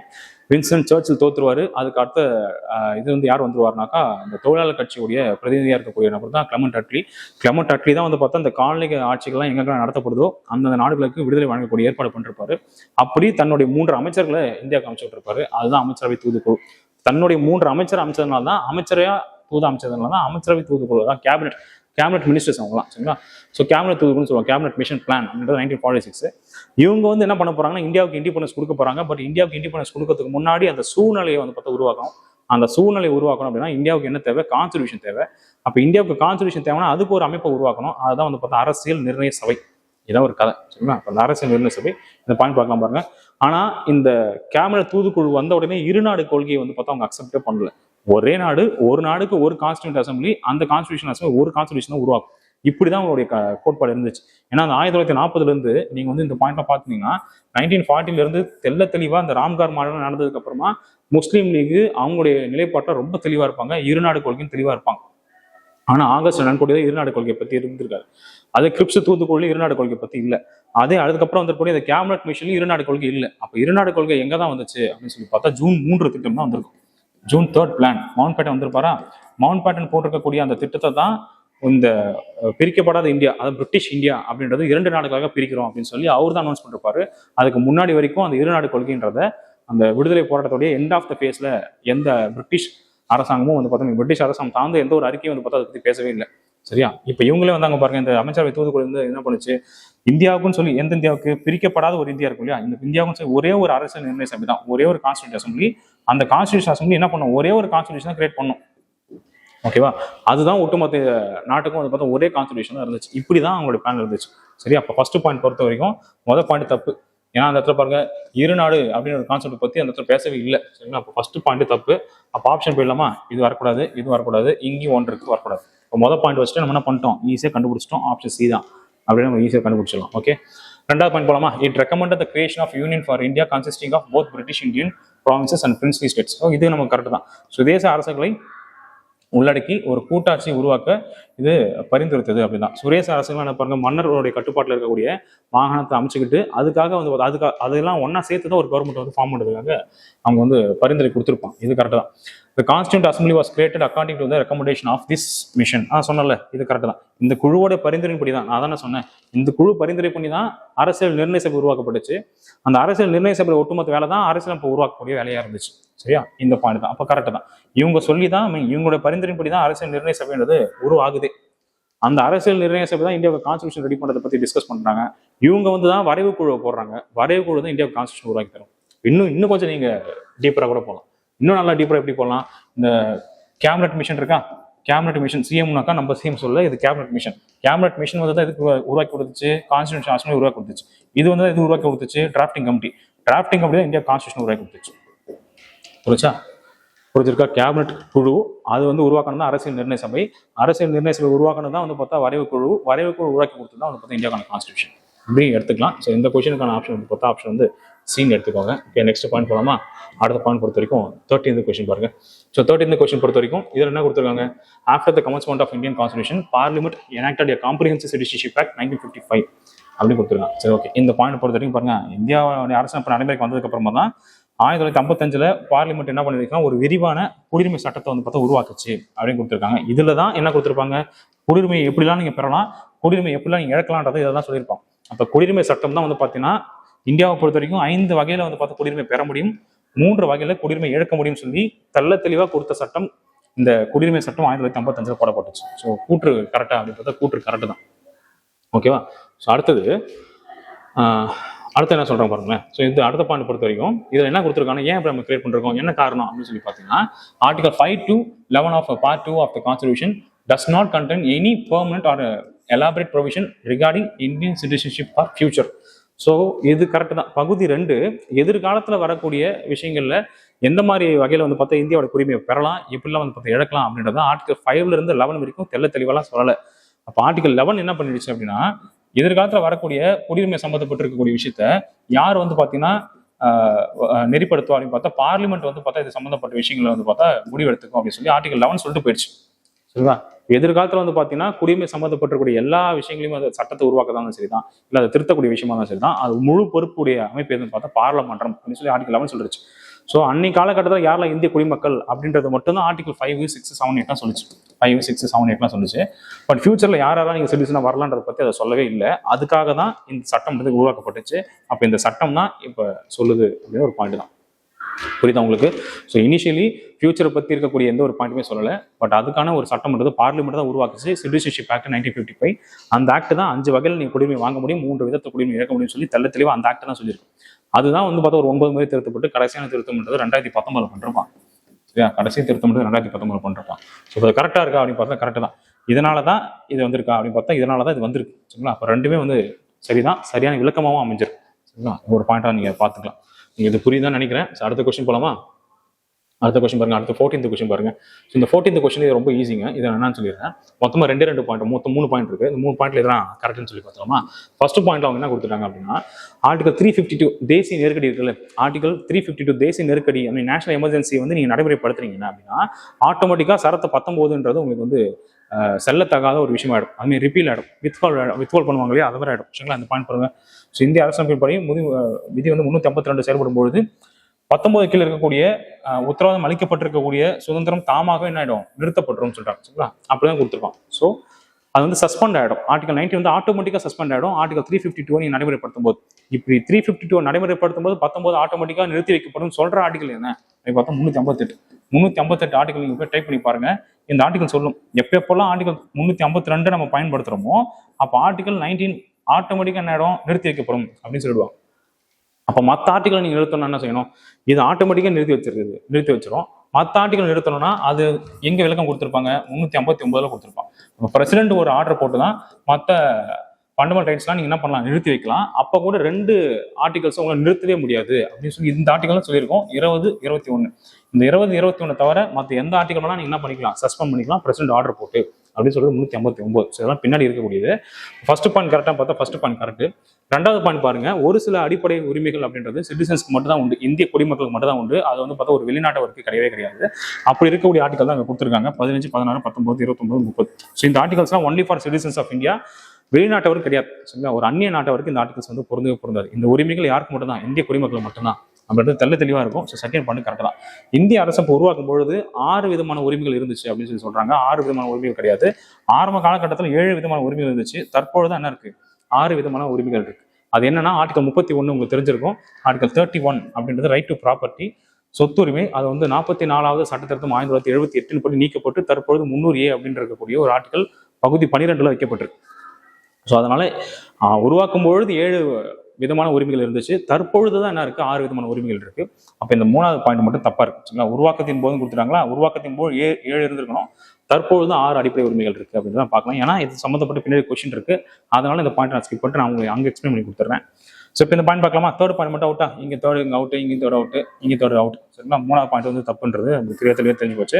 ஆப்ஷன் வந்து பார்த்தா ஏன்றதை நம்ம ஈஸியாக எடுத்துக்கலாம். ஓகே, நெக்ஸ்ட் கொஸ்டின் போலாமா? அடுத்து 15வது கொஸ்டின் பாருங்க. Which of the following statement regarding structure of constituent assembly is incorrect அப்படின்னு கொடுத்துருக்காங்க. சரி, இது எப்போ உருவாக்கப்பட்டுச்சு நம்ம தெரிஞ்சிருக்கோம். அரசியல் நிர்ணய சபை அமைக்கப்பட்டது வந்து பார்த்தா டிசம்பர் 6, 1946 தான். ஸோ இதுக்கான எலெக்ஷன்லாம் ஜூலை, ஆகஸ்ட் டைம்ல வச்சு முடிச்சுட்டு 389 பேர்ல அந்த 296 வந்து பார்த்தா எலெக்ஷன் கண்டிப்பாக முடிச்சுட்டு இருப்பாங்க. ஸோ ஃபர்ஸ்ட் பாயிண்ட் கரெக்ட் தான். ஸோ அரசியல் நிர்ணய சபை ஒட்டுமொத்தமாக உருவாக்கும் பொழுது மொத்த உறுப்பினரோட எண்ணிக்கை வந்து பார்த்தா 389. ஏன்னா 10 லட்சத்துக்கு ஒருத்தர் அப்படின்னு சொல்லி நம்ம சூஸ் பண்ணியிருப்போம். அன்னைக்கு வந்து பிரிக்கப்படாத இந்தியா பாருங்க, பிரிக்கப்படாத இந்தியா இதான் அதோட பிரிக்கப்படாத இந்தியாவில் 38.9 கோடி மக்கள் இருந்திருப்பாங்க. சரிங்களா? இப்போ 10 லட்சத்துக்கு பாருங்க, 10 லட்சத்துக்கு ஒருத்தர் அப்படின்ற ஒரு கான்செப்ட் எடுத்திருப்போம். அப்ப நீங்க பாருங்க 38.9 கோடி டிவைட் பை 10 லட்சம் அப்படின்னு சொல்லி போட்டீங்கன்னா ஒட்டு மொத்தம் எவ்வளவு வரும்? 389 கேண்டிடேட்னு வருவாங்க. சரிங்களா? இதுதான் வந்து பார்த்து 389 சொல்லி நம்ம ஃபிக்ஸ் பண்ணியிருப்போம். ஸோ இந்த பாயிண்ட் கரெக்டாக பார்த்தா இந்த பாயிண்ட் கரெக்ட் தான். கொஸ்டினை பொறுத்த வரைக்கும் இதில் என்ன கேட்டிருக்காங்க? பொருந்தாது எதுவும் கேட்டிருக்காங்களா? Not matched. 2வது பாயிண்ட் ஓகே. இந்தியா பாகிஸ்தான் பிரிவினைக்கு பிறகு இந்த சட்டத்தில் இருக்கிற மொத்த உறுப்பினர் எண்ணிக்கைன்றது 299 மாறுச்சு. இதுவும் கரெக்ட் தான். இந்த பாயிண்ட் பாருங்க, 389 இருந்துச்சா? 318 இருக்கும்போது அந்த மவுண்ட் பேட்டன் திட்டம் போட்டதுக்கு அப்புறமா பாப்புலேஷன் பிரிஞ்சிச்சு. பாகிஸ்தான்ல 9 கோடி மக்கள் போனாங்க. அப்ப 90 சீட் அங்கேயும், மீதி கூட இங்க 299 வந்துச்சு. அப்ப இந்தியா பாகிஸ்தான் நாடு பிரிஞ்சதுக்கு அப்புறம் 389 இருந்த கவுண்ட் என்னன்னு மாறிடுச்சு? 299 மாறிடுச்சு. இப்ப இந்த பாயிண்ட் கரெக்ட் தான். ஓகேவா? இதனுடைய முதல் கூட்டம் இருந்துச்சுல, இதோட முதல் கூட்டம் எப்ப நடத்தப்பட்டுச்சு? அது நமக்கு தெரியலையா? டிசம்பர் 9, 1946 முதல்ல அந்த கூட்டத்துக்கு தலைமை தாங்கிறதுக்கு யாரை கூப்பிட்டு போனாங்க? டாக்டர் சச்சிதானந்த சின்ஹா. அவர் தான் வயதுல பெரியவர். ஸோ அவரை வந்து தலைமை தாங்க சொல்லலாம், ஒரு தற்காலிக தலைவர் தலைமை தாங்க சொல்லலாம்னு சொல்லி ஜேபி கிருபாலினி சொல்லியிருப்பார். கரெக்ட் தானே? இப்போ ஜேபி கிருபாலினி, ஓகேவா? ஜேபி கிருபாலினி தான் யாரை வந்து கூப்பிட்டுருப்பாரு? சச்சிதானந்த சின்ஹா வந்து பார்த்தா தலைமை தாங்க சொல்லியிருப்பார். ஆனா இங்க என்ன கொடுத்துருக்காங்க பாருங்க, இங்க கொடுத்ததுல HC முகர்ஜி இவரை வந்து பார்த்தா தலைவராக சொல்லி VT கிருஷ்ணமாச்சாரி வந்து முன்மொழிஞ்சா கொடுத்துருக்காங்க. இவங்க 2 பேருமே அரசியல் நிர்ணய சபையுடைய துணைத் தலைவர்கள். அவங்களுக்கும் இந்த இதுக்கும் சம்மந்தம் இருக்கான்னு பார்த்தா இல்ல. இந்த இடத்துல ஜேபி கிருபாலினோட பேர் வந்திருக்கணும், இங்க வந்து பார்த்தா சச்சிதானந்த சின்ஹாவோட பேர் வந்திருக்கணும். ஸோ அது அப்படியே வந்து தவறாக கொடுக்கப்பட்டிருக்கு. ஆப்ஷன் டின்றது தப்பு. ஓகேவா? ஸோ படிச்சு பார்த்தா தெரிஞ்சிடும். அடுத்த கொஸ்டின் போலாமா? பிரியாம்பல் சம்மந்தப்பட்டிருக்கூடிய கொஸ்டின் தான். இந்த பாயிண்ட் பாருங்க, முகவரி தனியாக இருந்தாலும் அரசியலமைப்பின் ஒரு பகுதி ஆகும்ன்றதான். ஸோ இன்ட்ரோடக்ஷன்லாம் கொடுத்து வச்சிருக்காங்க. ஃப்ரண்ட் பேஜா இருந்தா கூட it is a part of the constitution. Preamble stands apart but it is a part of the constitution சொல்லி சொல்லிருப்பாங்க. ஏன்னா கேசவந்த பாரதி வழக்கு அப்படின்றது இது வந்து உறுதிப்படுத்திருக்கும். Preamble is part of the கான்ஸ்டிடியூஷன்றது ஃபர்ஸ்ட் பாயிண்ட் சரிதான். It is non justiciable. பிரியாம்பல்ல ஒரு விஷயம் கொடுத்துருக்காங்கன்றதுக்காக அதை வச்சுட்டு நீங்க நீதிமன்றத்துக்கு போக முடியுமா? இது ஏன் வந்து நீங்க செயல்படுத்தல அப்படின்னு சொல்லி கேள்வி கேட்க முடியுமா? பார்த்தா கேள்வி கேட்க முடியாது. ஏன்னா முகவரி அப்படின்றது நீதி புறநாய்க்கு உட்பட்டது அல்ல. அப்ப அதுவும் கரெக்ட் தான். நீதி புறநாய்க்கு உட்பட்டது அல்ல அப்படின்றது கரெக்ட் தான். It is neither a source of power to legislature nor a prohibition upon powers of legislature. இது வந்து சட்டத்தை உருவாக்குறதுக்காக ஒரு விஷயமும் எடுத்துக்க முடியாது, இல்ல சட்டம் உருவாக்குறதுக்கு ஒரு தடையாவும் வந்து பார்த்தா அமையாது அப்படின்னு சொல்லி கொடுத்துருப்பாங்க. எக்ஸாம்பிளுக்கு இந்த மாதிரி முகவரியில் ஒரு வார்த்தை கொடுக்கப்பட்டிருக்கு, அப்ப அதை நீங்க சட்டமா ஏன் நடைமுறைப்படுத்தல, இல்லை நீங்க சட்டமா நடைமுறைப்படுத்தணுன்ற மாதிரி எந்த ஒரு விஷயத்தையும் நீங்க பேச முடியாது. முகவரியில் ஒரு விஷயம் கொடுக்கப்பட்டிருக்கு, அதனால இந்த சட்டத்தை எல்லாம் நடைமுறைப்படுத்த முடியல அப்படின்ற மாதிரி உங்களால விஷயம் பேச முடியாது. அதான் கொடுத்துருப்பாங்க. இந்த சட்டம் இயற்றுவதற்கான ஒரு அதிகார மூலமாகவும் இது செயல்படலை. இதெல்லாம் நீங்க வந்து சட்டமா கொண்டு வரன்ற மாதிரிலாம் பிரியாம்பிள் வந்து வச்சுட்டு எதுவும் பேச முடியாது. அதே மேலும் சட்டம் இயற்றப்படுவதை தடை செய்யக்கூடிய ஒரு சாரத்தையும் உள்ளடக்கியது இல்லை. இதெல்லாம் நீங்க பண்ணக்கூடாதுன்னு சொல்ற ஒரு பாயிண்டாவும் பிரியாம்பிள் வந்து இதில் இல்லை அப்படின்னு தெளிவா இருக்கும். சரிங்களா? நீ சட்டத்தை உருவாக்கணும்னு சொல்லி நான் சொல்லலை, உருவாக்கக்கூடாதுன்னு சொல்லி நான் இந்த பிரியாம்பிள் சொல்ல. இது வந்து உள்ள இருக்கக்கூடிய அம்சங்களுடைய முக்கியமான கருத்துக்கள் எடுத்து வச்சிருக்கக்கூடிய ஒரு இன்ட்ரோடக்ஷன் பேஜ் தான் இது அப்படின்றத ஒரு பாயிண்ட். இப்போ 3மே சரியான்னு பார்த்தா 3 பாயிண்ட்டுமே சரியா இருக்குது தான். சரி, அடுத்த கேள்வி போலாமா? 17th கொஸ்டின் போலாம் பாருங்க. இதுதான் ஈஸியஸ்ட். இந்த பகுதிகள்லாம் நம்ம ஞாபகம் வச்சா எங்க இப்பெல்லாம் டிஎன்பிசி கேட்குது அப்படின்ற மாதிரி நிறைய பேர் விட்டுட்டு ஓடுறீங்கல்ல, உங்களுக்கு தான் வச்சுக்கிறோம் இந்த கொஸ்டின். ஃபர்ஸ்ட்லாம் வந்து இந்த பகுதி என்னன்னு சொல்லி டிஎன்பிசி அப்படியே ஜஸ்ட் அப்படியே கேட்டுட்டே போகும். இப்பெல்லாம் அப்படி கேட்கறது இல்லை. அதனால நிறைய பேர் அடப்பான எவனா படிச்சுக்கிட்டு அப்படின்னு ஓடிடுறாங்க. அவங்களுக்கு வைக்கிறதா இந்த ஒரு கொஸ்டின் பாருங்க. மொத்தம் எத்தனை பகுதிகள் உருவாக்கும் போது இருந்துச்சு? 22 பகுதி இருந்துச்சு. தற்போது எவ்வளவு இருக்கு அப்படின்னு பார்த்தா 25 இருக்குது. அது தெரிஞ்சிருக்கும். இதை பார்க்கலாமா? ட்ரிபியூனல்ஸ் திரிபாரிகள் பகுதி 14A, யூனியன் பிரதேசங்கள் 8, ஓகே, பஞ்சாயத்து ராஜ் வந்து பார்த்தா 9, அவசர நிலை பிரகடனம் இது நம்ம தெரிஞ்சிருக்கோம் 18. சரிங்களா? அரசமைப்பு திருத்த முறைகள் 20. இது ஆர்டர் பண்ணணும், அவ்வளோதான் பாயிண்ட். எங்க ஆரம்பிக்கலாம்? 8 3 ஆரம்பிச்சலாமா? ஓகே, ஆப்ஷன் போயிடலாம். 8 9. ஓகே, அடுத்தது என்ன இருக்கு? 14A. Okay, 14A. அப்புறம் வந்து பார்த்தீங்கன்னா 18 4. ஓகே, இதான் ஆப்ஷன். சரிங்களா? இவ்வளோதான் கொடுத்துருக்கான். சில வேற என்ன சட்ட திருத்தம் பார்க்கணும் பார்த்தா சட்ட திருத்தம் மட்டும் நம்ம பார்த்துக்கலாம் பாருங்க. எந்தெந்த பகுதி 4A, பகுதி 14A ரெண்டுமே வந்து பார்த்தா 42வது சட்ட திருத்தம் 1976 படி உள்ள சேர்க்கப்பட்டுச்சு. அடுத்தது பகுதி 9, 9A, 9B. இதெல்லாம் என்னன்னு பாருங்க. இது வந்து 73வது சட்ட திருத்தம் 1992. இது 74வது சட்ட திருத்தம், இதுவும் 1992. பகுதி 9Bன்றது 97வது சட்ட திருத்தம் 2011. இதெல்லாம் வந்து பார்த்தா சேர்க்கப்பட்ட சட்ட திருத்தம். அப்போ ஒரே ஒரு பகுதி மட்டும் நீக்கியிருப்போம். 7வது பகுதியை 7வது சட்ட திருத்தம் 1956 படி நீக்கியிருப்போம். சரி, இது நம்ம தெரிஞ்சுக்கலாம். ஓகே, இன்னமும் இந்த பகுதிகள் சம்மந்தப்பட்டு பின்னாடி வந்து ஒரு கொஸ்டின் வச்சிருக்கோம். அந்த கொஸ்டின்ல வந்து இன்னும் இதுக்கான எக்ஸ்பிளனேஷன் கொடுக்குறேன், அங்கே நம்ம பார்த்துக்கலாம். 17 கொஸ்டின். ஓகேவா? அடுத்து 18வது கொஸ்டின் போலாம் பாருங்க. Okay, which of the following statement about citizenship is are true? ஓகேவா? குடியுரிமை சம்மந்தப்பட்டு இருக்கக்கூடிய விஷயங்கள்ல இதெல்லாம் சரி அப்படின்னு சொல்லி பார்க்கலாம். பாருங்க, when Indian Constitution came into force, there were only 3 ways to acquire citizenship கொடுத்துருக்காங்க. சரிங்களா? இந்திய குடியுரிமை வந்து பார்த்தா நடைமுறைக்கு வரும்பொழுது, சரிங்களா, இந்த பாயிண்ட் பொறுத்த வரைக்கும் பாருங்க, இந்திய அரசமைப்பு நடைமுறைக்கு வரும்போது, கான்ஸ்டிடியூஷன் எப்போ நடைமுறைக்கு வந்துச்சு? 1950 ஜனவரி 26 நடைமுறைக்கு வந்துச்சு. அப்போ நடைமுறைக்கு வரும்பொழுது மொத்தம் 3 வழிமுறைகள் தான் இருந்துச்சு அப்படின்னு சொல்றாங்க. 3 வழிமுறைகள்லாம் இல்லை, மொத்தம் 4 இருந்துச்சு. பாருங்க, ஆர்டிகல் 5, இந்தியாவில் பிறந்திருந்தீங்க அப்படின்னா இந்தியாவில் பிறந்தது அடிப்படையிலே வந்து பார்த்தா குடியுரிமை வழங்கப்பட்டிருக்கு. இது ஒரு பாயிண்டா. அடுத்தது இப்போ பாருங்க, பாகிஸ்தான், இந்தியான்னு சொல்லி 2 நாடு. பாகிஸ்தான்ல இருந்து யாரெல்லாம் இந்தியாவுக்கு வந்தீங்களோ அவங்களுக்கு சரத்து 6 படி குடியுரிமை வழங்கப்பட்டுச்சு. ஓகேவா? இது 6. 7 என்னன்னாக்கா, இந்தியாவிலேருந்து ஒரு சில பேர் பாகிஸ்தான் போயிருப்பாங்க, பாகிஸ்தான் திருப்பி இந்தியாவுக்கு வந்திருப்பாங்க. அப்போ அவங்களுக்கு ஆர்டிகல் 7 படி குடியுரிமை வழங்கப்பட்டுச்சு. மொத்தம் 3 விதமாயிடுச்சு.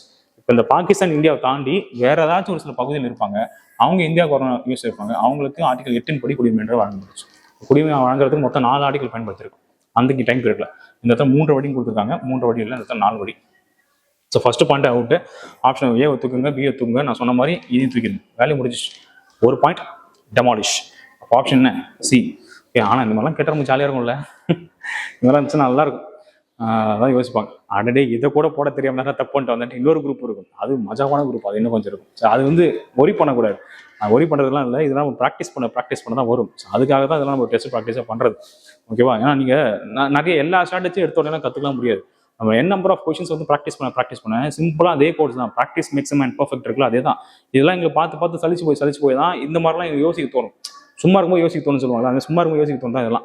தெரியாத கொஸ்டின் எப்படி அட்டன் பண்ணுறது, இந்த மாதிரிலாம் ஏதாச்சும் போல ஏதாவது யோசிக்கும் போது தான் இந்த மாதிரி ஆப்ஷன்ஸ் வச்சு எலிமினேஷன் மெத்தடில் போயிட்டே இருக்கணுன்றதை நம்ம திங்க் பண்ணுறது. இது ஒரு சப்ப மேட்டர் தான். இது உங்களுக்கும் மேபி தெரியாத ஆட்களுக்கு நான் சொல்கிறேன். அடுத்தடுத்து ப்ராக்டிஸ்லாம் பண்ணிட்டே இருந்தீங்கன்னா ஸ்கோர் அதிகமாக ஆகிறதுக்கு என்ன பண்ணலாம்னு சொல்லி மூளை யோசிக்கும் போது இதெல்லாம் வரும். ஓகே, உங்களுக்கும் வரும். இன்னும் நிறைய விஷயங்கள் இருக்குது. அடுத்தது எக்ஸ்பிளேஷன் பார்த்துட்டே வரலாம் வாங்க.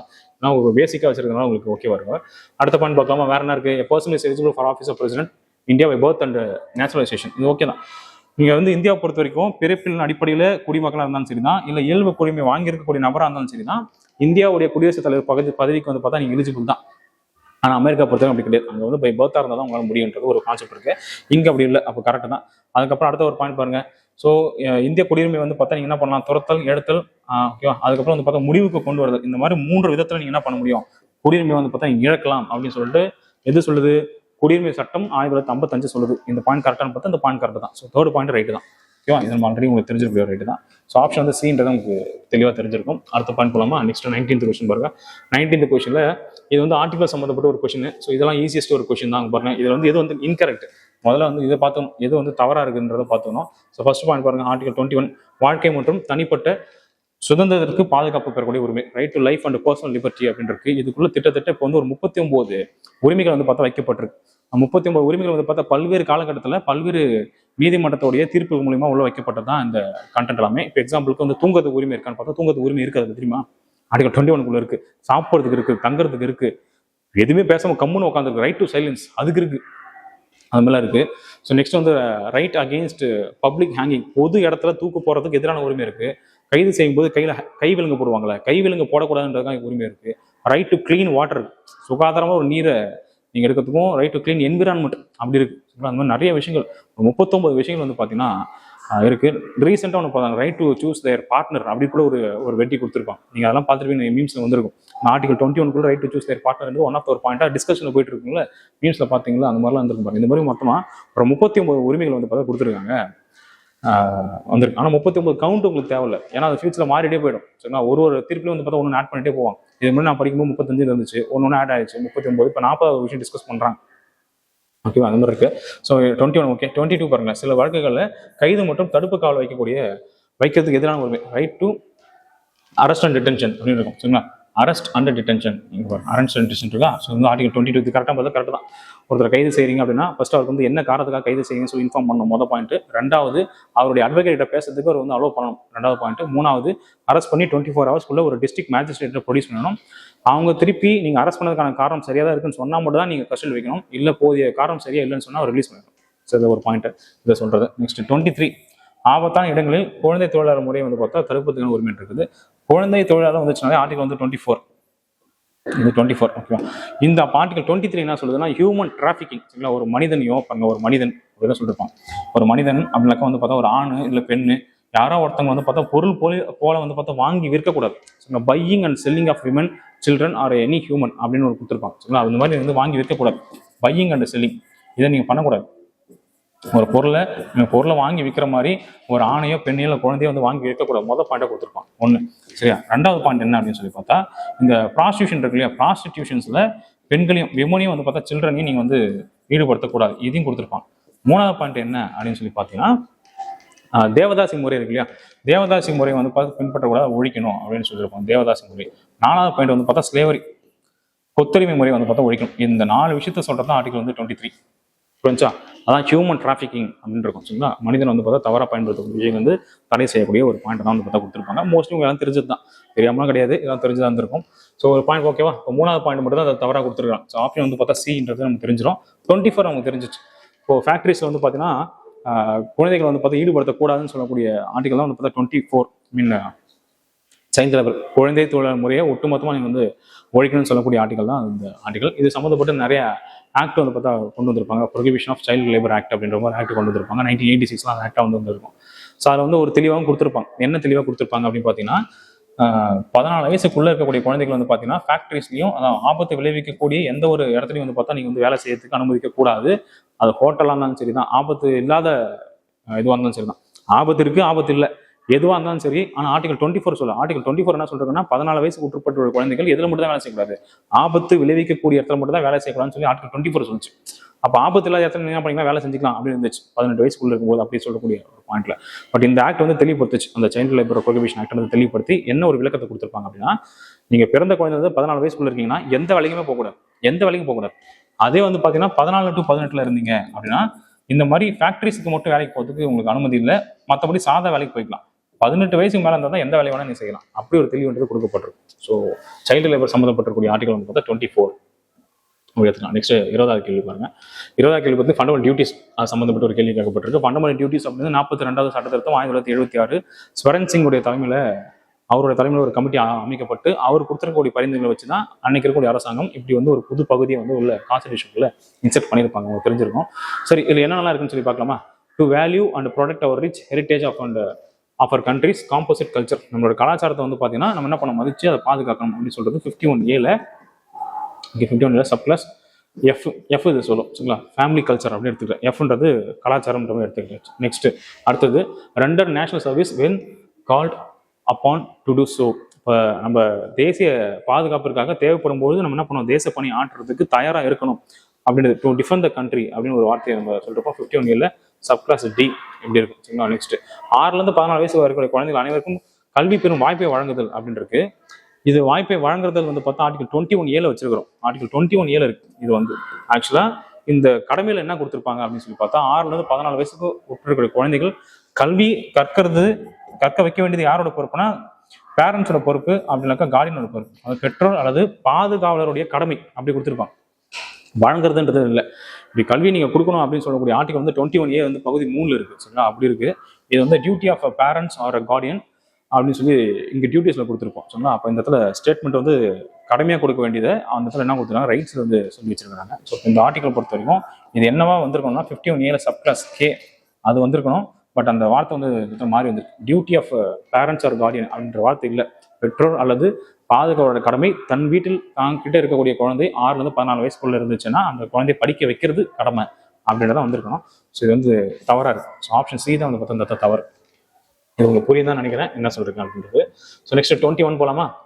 அடுத்த கொஸ்டின் பாருங்க. ஸோ இந்த கொஸ்டினை பொறுத்த வரைக்கும் இது ஈஸி தான். ஃபண்டமெண்டல் டியூட்டிஸ் இருக்குல்ல, ஃபண்டமெண்டல் டியூட்டிஸ்ல இருக்கக்கூடிய சட்ட சிக்கல்கள், லீகல் ப்ராப்ளம்ஸ் என்ன இருக்கு அது சம்மந்தப்பட்டு பாருங்க. அது ஆராய அமைக்கப்பட்டக்கூடிய குழு எதுன்னு பார்த்தா Verma committee. So Verma committee தான் 1999ல இந்த கமிட்டி போட்டிருக்கோம். ஃபண்டமெண்டல் டியூட்டிஸ் நம்ம கொடுத்துட்டோம். ஸோ ஃபண்டமெண்டல் டியூட்டிஸ் வந்து பார்த்தா நடைமுறைப்படுத்துறதுக்கு ஏதாச்சும் சட்டங்கள்லாம் நம்ம கொண்டு வந்திருக்குமா அப்படின்னு சொல்லிட்டு அதை ஆராய்ச்சி பார்க்கறதுக்கும், இதை நடைமுறைப்படுத்துறதுல என்னென்ன சட்ட சிக்கல் இருக்குன்னு சொல்லிட்டு அதை சஜஷனாக கொடுக்கறதுக்காக உருவாக்கப்பட்ட கமிட்டி தான் வர்மா கமிட்டி. அவங்க ரிப்போர்ட்டும் கொடுத்தாங்க. அந்த ரிப்போர்ட்ல கடமைகள் தொடர்பாக நிறைய சட்டங்கள் ஆல்ரெடி நம்ம வந்து ஏற்றி தான் வச்சிருக்கோன்றதுக்காக நிறைய சட்டங்களும் வந்து பார்த்தா கொடுத்துருப்பாங்க. ஸோ அதுதான் வந்து பார்த்தா வர்மா கமிட்டி அப்படின்றது. ஸோ உங்களுக்கு ஞாபகம் இருந்துச்சு அப்படின்னா, உங்களுக்கு கண்டென்ட் தெரிஞ்சிச்சுன்னா இந்த வர்மா கமிட்டி கொடுத்துருக்கக்கூடிய பரிந்துரைகளில் என்னென்ன சட்டம்லாம் வந்து பார்த்தா ஒரு லிஸ்ட் பண்ணியிருப்பாருன்றது கமெண்டா சொல்லுங்க பார்க்கலாம். சரிங்களா? முடிஞ்சதெல்லாம் கமெண்டா சொல்லுங்க. எடுத்துட்டு அப்படியே ஸ்கிப் ஆகிடலாம், ஓட வேண்டாம். என்ன பாயிண்ட் வந்திருக்கு அப்படின்னு சொல்லுங்க. சரிங்க, ஓகே. நெக்ஸ்ட் பாயிண்ட் போலாமா? 21st question. 21st கொஸ்டின் பொறுத்த வரைக்கும் ஒன்றும் பிரச்சனை இல்லை, இது ஈஸியஸ்ட் ஒரு கொஸ்டின் தான். நெக்ஸ்ட் 22 போலாமா? 22 பாருங்களேன். இந்த கொஸ்டின் பார்ப்போம். இதில் என்ன கொடுத்துருக்காங்க பார்க்கலாமா? From December 9, 1946 to January 24, the compilation of debate of the assembly held as a 15 session. சரி, ஓகே. இந்த அரசியல் நிர்ணய சபை இருக்குல்ல, இந்த அரசியல் நிர்ணய சபை இந்த டைம் பீரியடுக்குள்ள எத்தனை அமர்வுகளை வந்து நடத்துச்சு? டிசம்பர் 9ஆம் தேதி முதல் அமர்வு, ஓகேவா? 11வது அமர்வு எப்ப அப்படின்னு சொல்லி பாத்தீங்கன்னா, கடைசியா அந்த நவம்பர் மாசம் நடந்து 26ஆம் தேதி முடிஞ்சு. நவம்பர் 26, 1949 தான் வந்து பாத்தீங்கன்னா 11வது அமர்வு 11th செஷன் வந்து பார்த்தா நடத்தினாங்க. ஸோ இதோட அந்த அமர்வுகள்லாம் டிஸ்கஸ் பண்ணி முடிச்சாச்சு.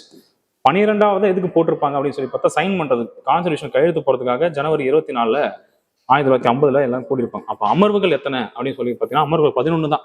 சரிங்களா? 11 அமர்வுகள் தான் இருந்துச்சு. இங்க வந்து 15ன்னு கொடுத்துருக்காங்க. மொதல் பாயிண்ட் அவுட், ஓகேவா? ஸோ இதில் வரக்கூடியது ஃபர்ஸ்ட் பாயிண்ட் அவுட்டா. ஸோ 2வது பாயிண்ட் பார்க்கலாம். அடுத்து சுதந்திரத்துக்கு முன்னாடி ஒரு 5 அமர்வுகளும், சுதந்திர தினத்துக்கு அன்னைக்கு 6வது அமர்வு, அதுக்கப்புறம் 9 அமர்வும் கொடுத்துருக்காங்க. இது வந்து இந்த பார்த்த உடனே கண்டுபிடிச்சா அது தப்புன்னு இருக்கான். ஏன்னா மொத்தமாக எத்தனை அமர்வுன்னு சொல்லிருக்கோம்? மொத்த அமர்வே வந்து பார்த்தா 11 தான். 11 அமர்வு தான் உங்களுக்கு வரணுமே. இவங்க கவுண்ட் பண்ணி பாருங்க. 5, 6, 6வது அமர்வு கொடுத்தாச்சு. அதுக்கப்புறம் 9, மொத்தம் எவ்வளவு? 15 அமர்வு இந்த கணக்கில் கொடுத்துருக்காங்க. இது தப்பு. சரிங்களா? ஏன்னா மொத்தத்தில் தான் 11 தான்.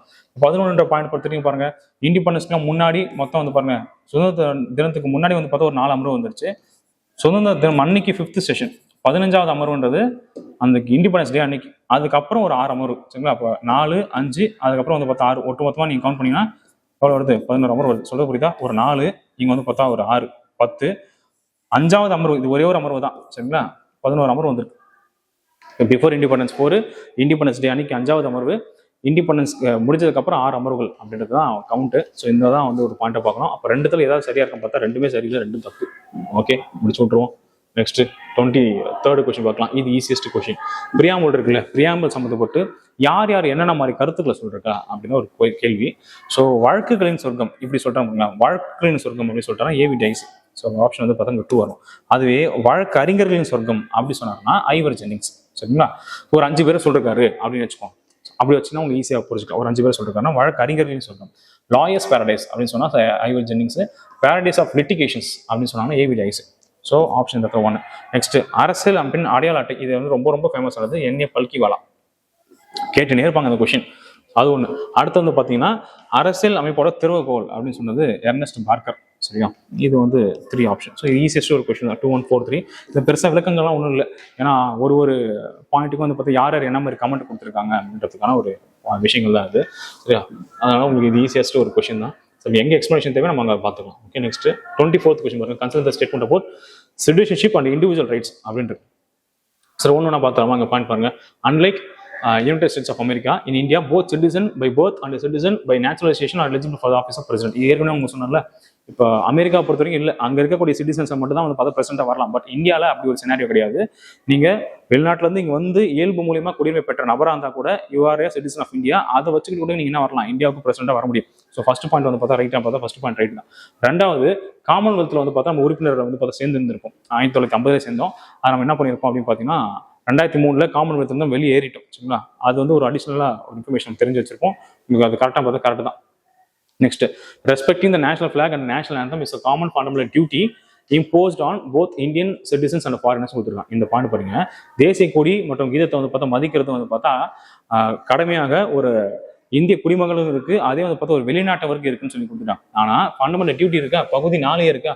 பகுதி 4ஏன்றது ஒரு வெளிநாட்டவருக்கு பொருந்துமா அப்படின்னு பார்த்தா பகுதி 4என்ற ஒரு வெளிநாட்டவருக்கு பொருந்தவே பொருந்தாது. Only to the citizen of India, இந்திய குடிமக்கள் மட்டும் தான் பொருந்தும். அப்ப அடிப்படை கடமைகள் அப்படி கொடுத்துருக்குமா, கடமைகள்ன்றது யாருக்கு மட்டும் தான், இந்திய குடிமக்கள் மட்டும் தான், ஒரு வெளிநாட்டவர் கிடையாது. அப்போ 3வது பாயிண்ட் அப்படியே தப்பு. ஆப்ஷன் 3 வரவே கூடாது. பாருங்க 3 எடுத்துருங்க, இங்கே 3 எடுத்துருங்க, அனைத்தும் சரி 3 எடுத்துருங்க. சரி, அப்போ 3வது ஒரு பாயிண்ட் வரவே கூடாது. ஓகேவா? அடுத்த 4வது பாயிண்ட் பாருங்க, இது தெரிஞ்சாலும் தெரியாட்டாலும் ஆன்சர் கண்டுபிடிச்சிட்டோம், இருந்தாலும் பார்த்துக்கலாம்.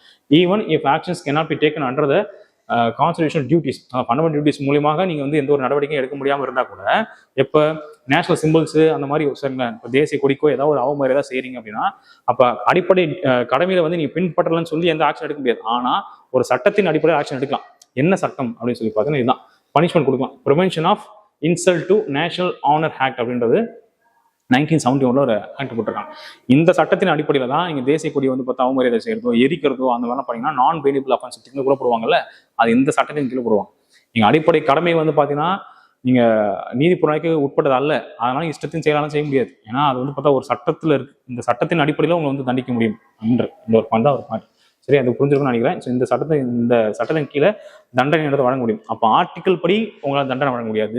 அதே ஆர்டிக்கல் தொடர்பாக ஏதாச்சும் சட்டம் இயற்றப்பட்டு இருந்துச்சு அப்படின்னா அந்த சட்டத்தின் படி நம்ம என்ன பண்ண முடியும், தண்டிக்க முடியும். அப்ப ஜஸ்டிசபிள் நான் ஜஸ்டிசபிள் பார்ட் அப்படின்றது எப்போ ஜஸ்டிசபிளா மாறுது, அந்த சரத்து தொடர்பாக ஒரு ஆக்டை கொண்டு வந்தீங்கன்னா அது வந்து ஜஸ்டிசபிளா மாறிடும். சொல்றது புரியுதா? டிபிஎஸ்பி இருக்குல்ல, டிபிஎஸ்பி வந்து பாருங்க, டிபிஎஸ்பியில் இருக்கக்கூடிய ஆர்டிகல் வச்சு உங்களால எந்த ஒரு கேஸும் போட முடியாது.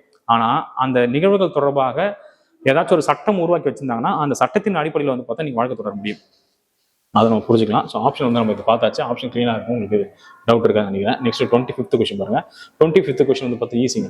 எந்த அமெண்ட்மெண்ட் ஆக்ட் மூலியமாக அந்த 6 14 வயசுக்கு இருக்கக்கூடிய குழந்தைகளுக்கு இலவச கட்டாய கல்வின்றது கொண்டு வரப்பட்டுச்சு அப்படின்னு பார்த்தா 86வது சட்ட திருத்தம் 2002. இதில் முக்கியமான விஷயம் நம்ம என்ன பார்த்தோம்னா ஆர்டிகல் 45. ஆர்டிகல் 45ல ஆக்சுவலாக என்ன இருந்துச்சு அப்படின்னு பார்த்தீங்கன்னா 6 14 வயசுக்கு இருக்கக்கூடிய குழந்தைகளுடைய கல்வி வந்து பார்த்தா இலவசமாக கட்டாயமாக வழங்கும் இருந்துச்சு. இது அப்படியே கொண்டு வந்து நம்ம என்ன பண்ணிட்டோம், இந்த சட்டத்தின் அடிப்படையில் 21A அப்படின்னு சொல்லி ஆர்டிகல் கிரியேட் பண்ணி பகுதி 3ல வச்சுட்டோம். அப்போ இது இங்கே நடைமுறைப்படுத்தப்பட்டுச்சா, அப்போ அதே சட்டத்திருத்தம் என்ன செஞ்சிருச்சு, இந்த இடம் இப்போ எம்டி ஆயிடுச்சு. ஏன்னா இதை கொண்டு போயிட்டு அங்கே தள்ளிட்டோம். அப்போ இங்கே என்ன வச்சுன்னா 0 to 6 years பிறந்த குழந்தைலேருந்து 6 வயசு இருக்கக்கூடிய குழந்தைகளுடைய அவங்களோட கல்வி, அவங்களோட ஊட்டச்சத்து மேம்பாடு அடைவதற்காக அரசு வந்து பார்த்த முயற்சி எடுக்கணுன்றது இப்போ இருக்கு. அதே சட்டத்திருத்தம் மூலியமாக இப்போ இதை சேஞ்ச் பண்ணியாச்சு. இப்போ இதுக்கு முன்னாடி 0 to இதுக்கு முன்னாடி வந்து பார்த்தா 6 to 14 இருந்தது, இப்போ என்னவா இருக்கு 0 to 6 சார். ஸோ இதை நீங்கள் பார்த்துக்கணும். ஓகே, அதான் வந்து பார்த்தா 86வது சட்ட திருத்தம் அப்படின்னு சொல்லக்கூடிய ஒரு விஷயம். சரியா? ஓகே, ஸோ நெக்ஸ்ட் பாயிண்ட் போகலாமா? அடுத்த பாயிண்ட் போகலாம் பாருங்க. ஸோ அடுத்தது டிபிஎஸ்பி தொடர்பாக இருக்கக்கூடிய கொஸ்டின் தான். இதில் வந்து எந்த ஆர்டிகல் வந்து பார்த்தா சரியா வந்து மேட்ச் ஆயிருக்கு அப்படின்னு ஒரு கேள்வி கேட்கப்பட்டிருக்கு. கிராம பஞ்சாயத்தை பற்றி அமைக்கக்கூடிய ஆர்டிகல் வந்து பார்த்தா 40. சரிங்க, இப்போ ஃபர்ஸ்ட் பாயிண்ட் தப்பு. ஓகே, நெக்ஸ்ட் சம நீதியும் இலவச சட்ட உதவியும் வழங்குறது தான். ஸோ இலவச சட்ட உதவி அப்படின்றது 39A 42வது சட்ட திருத்தம் மூலியமாக உள்ள சேர்க்கப்பட்டிருக்கும். 42nd கான்ஸ்டிடியூஷன் அமெண்ட்மெண்ட் ஆக்ட் 1976 மூலியமாக உள்ள சேர்க்கப்பட்டிருக்கும் இலவச சட்ட உதவி அப்படின்னு கான்செப்ட். அப்போ 2வது தப்பா இருக்கு. சுற்றுச்சூழலை பாதுகாத்தல் மற்றும் மேம்படுத்துதல் அப்படின்றது 44 என்னது, uniform civil code, UCC uniform civil code, அது வரணும் இல்லையா? இது இல்லை, இது வந்து பார்த்தா 48A அப்படின்னு வந்துடும். சரிங்களா? இது வந்து இதுவும் தப்பாக தான் இருக்கு.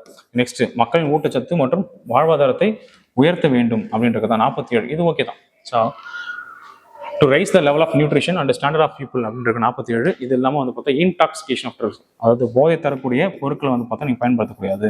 இன்டாக்சிகேஷன் ஆஃப் ட்ரக்ஸ், அதாவது வந்து இந்த கஞ்சா அப்படின்றது, பீடி, சிகரெட்டு, அப்புறம் வந்து பார்த்தா ஆல்கஹால்ஸ், இதெல்லாம் நீங்கள் பயன்படுத்தக்கூடாதுன்னு சொல்லிட்டு தான் 47 இன்னொரு பாயிண்ட் வரும். சரிங்களா? இதெல்லாம் நம்ம தெரிஞ்சிருக்கணும்.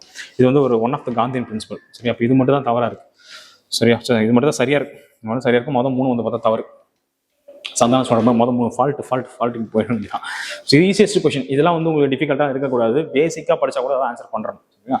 அப்படி ஆன்சர் பண்ணல அப்படின்னா இன்னும் நீங்கள் வந்து கவனம் செலுத்தணும் அப்படின்றத நீங்கள் புரிஞ்சுக்கணும். சரி, ஓகே, நெக்ஸ்ட் அடுத்த கொஸ்டின் போலாமா? இது ஈஸியஸ்ட் ஒரு கொஸ்டின் தான். இது என்னன்னா, கான்ஸ்டிடியூஷன் வந்து பார்த்தா எப்போ வந்து நம்ம அடாப்ட் பண்ணிட்டோம், என்னைக்கு ஏற்றுக்கொள்ளப்பட்டது அப்படின்னு நம்ம தெரிஞ்சிருக்கோம். நவம்பர் 26.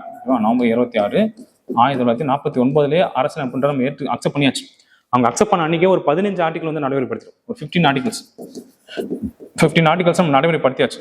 அந்த நடைமுறைப்படுத்துறதுல எது பொருந்தல, அதான் கொஸ்டின். ஆர்டிகல் 60, அதாவது குடியரசுத் தலைவருடைய பதவி பிரமாணம், அதை நடைமுறைப்படுத்திட்டோம். சரிங்களா? 63 வந்து துணை குடியரசுத் தலைவர் பத்தி பேசுறது, அதை நம்ம நடைமுறைலாம் நீங்க படுத்தவே இல்லை. 324 வந்து பாத்தீங்கன்னா எலெக்ஷன் கமிஷன், அந்த ஆர்டிகல் வந்து பார்த்தா நடைமுறைப்படுத்திட்டோம்.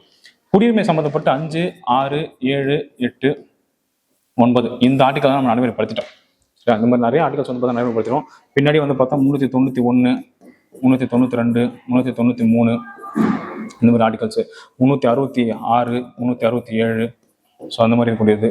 ஸோ இப்போ 388 இந்த மாதிரி நிறைய ஆர்டிகல்ஸ் சரிங்களா. ஸோ அப்போ 382 அந்த மாதிரி ஆர்டிகல்ஸ் தான். இந்த மாதிரி வந்து மொத்தமாக ஒரு 15 ஆர்டிகல் வந்து நம்ம நடைமுறைப்படுத்தணும். அதில் பொருந்தாமல் இருக்கிறது ஆப்ஷன் வந்து இந்த இடத்துல பி தான். துணை குடியரசுத் தலைவர் பற்றி எந்த ஒரு பாயிண்ட்டும் நம்ம சொல்லலை. ஸோ இந்த மாதிரி ஆர்டிகல்ஸ் தான் நடைமுறைப்படுத்திருக்கோம். அதில் வந்து ஒரு முக்கியமான ஒரு கொஸ்டின். ஓகே, அடுத்த பாயிண்ட் போலாமா? அடுத்த 28வது கேள்வி பாருங்க. ஸோ 28வது கேள்வியை பொறுத்த வரைக்கும் இது ஈஸியஸ்ட் கொஸ்டின் தான். ஏன்னா பல டைம்ல வந்து பார்த்தா நம்ம ப்ரீவியஸ் இயர் கொஸ்டின் நிறைய ரெஃபரன்ஸ் வந்து இந்த கொஸ்டின் வச்சிருப்பாங்க. ஸோ இந்த பாயிண்ட் பார்க்கலாம் பாருங்களேன். இது என்ன அப்படி சொல்லிருக்காங்கன்னா, யாருடைய ரெக்கமெண்டேஷன், ஐ மீன் எந்த கமிட்டியோட ரெக்கமெண்டேஷன்ல இந்த பிரவாசி பாரதிய திவாஸ், அதாவது வெளிநாடு வாழ் இந்தியர் தினம் அப்படின்னு சொல்லிட்டு ஜனவரி 9ஆம் தேதி நம்ம செலிப்ரேட் பண்றோம் இல்லையா, அது எந்த கமிட்டியோட பரிந்துரையின் பேர்ல நம்ம செலிப்ரேட் பண்ணிட்டு வரோம் அப்படின்னா ஒரு கொஸ்டின். எல்என் சிங்கி அவருடைய தலைமையில் போடப்பட்ட ஒரு குழு தான்.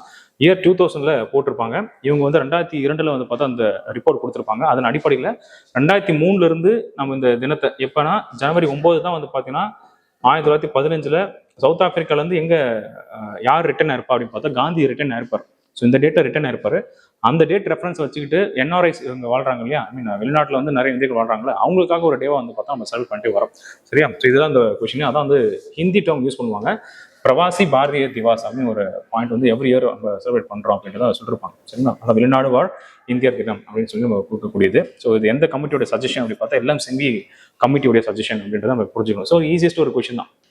இது பெருசாக வந்து கஷ்டமா இருக்கக்கூடிய ஒரு கொஸ்டின் நம்ம எடுத்துக்க முடியாது. அது சம்மந்தப்பட்ட நிறைய டேட்டாஸ் வந்து படிச்சுதான் இருந்திருக்கும்னு நினைக்கிறேன். சரி, இந்த பாயிண்ட் பொறுத்த வரைக்கும் இந்த 4 வழக்கு கொடுத்துருக்காங்க பாருங்க. இந்த 4 வழக்குமே இந்த மாதிரி கொஸ்டின்ஸ் தான் ஆக்சுவலாக வந்து டிஃபிகல்ட்டான கொஸ்டின்ஸ் நம்ம சொல்லலாம். ஏன்னா இந்த பேர்ஸ் டைப் இருக்குல்ல, எந்த பேர்ஸ் வந்து பார்த்தா மேட்ச் ஆகுது இல்லைன்றது, இதில் நீங்கள் 4 பாயிண்ட்டுமே சரியா தெரிஞ்சா மட்டும்தான் இந்த மாதிரி கொஸ்டின்ஸை உங்களால் ஆன்சர் பண்ண முடியும். 4 ஆப்ஷன் கொடுக்குறாங்கன்னா 4மே உங்களுக்கு தெரியணும். தெரிஞ்சாதான் எக்ஸாக்டான ஆன்சர் எழுத முடியும். நம்ம முடியாது.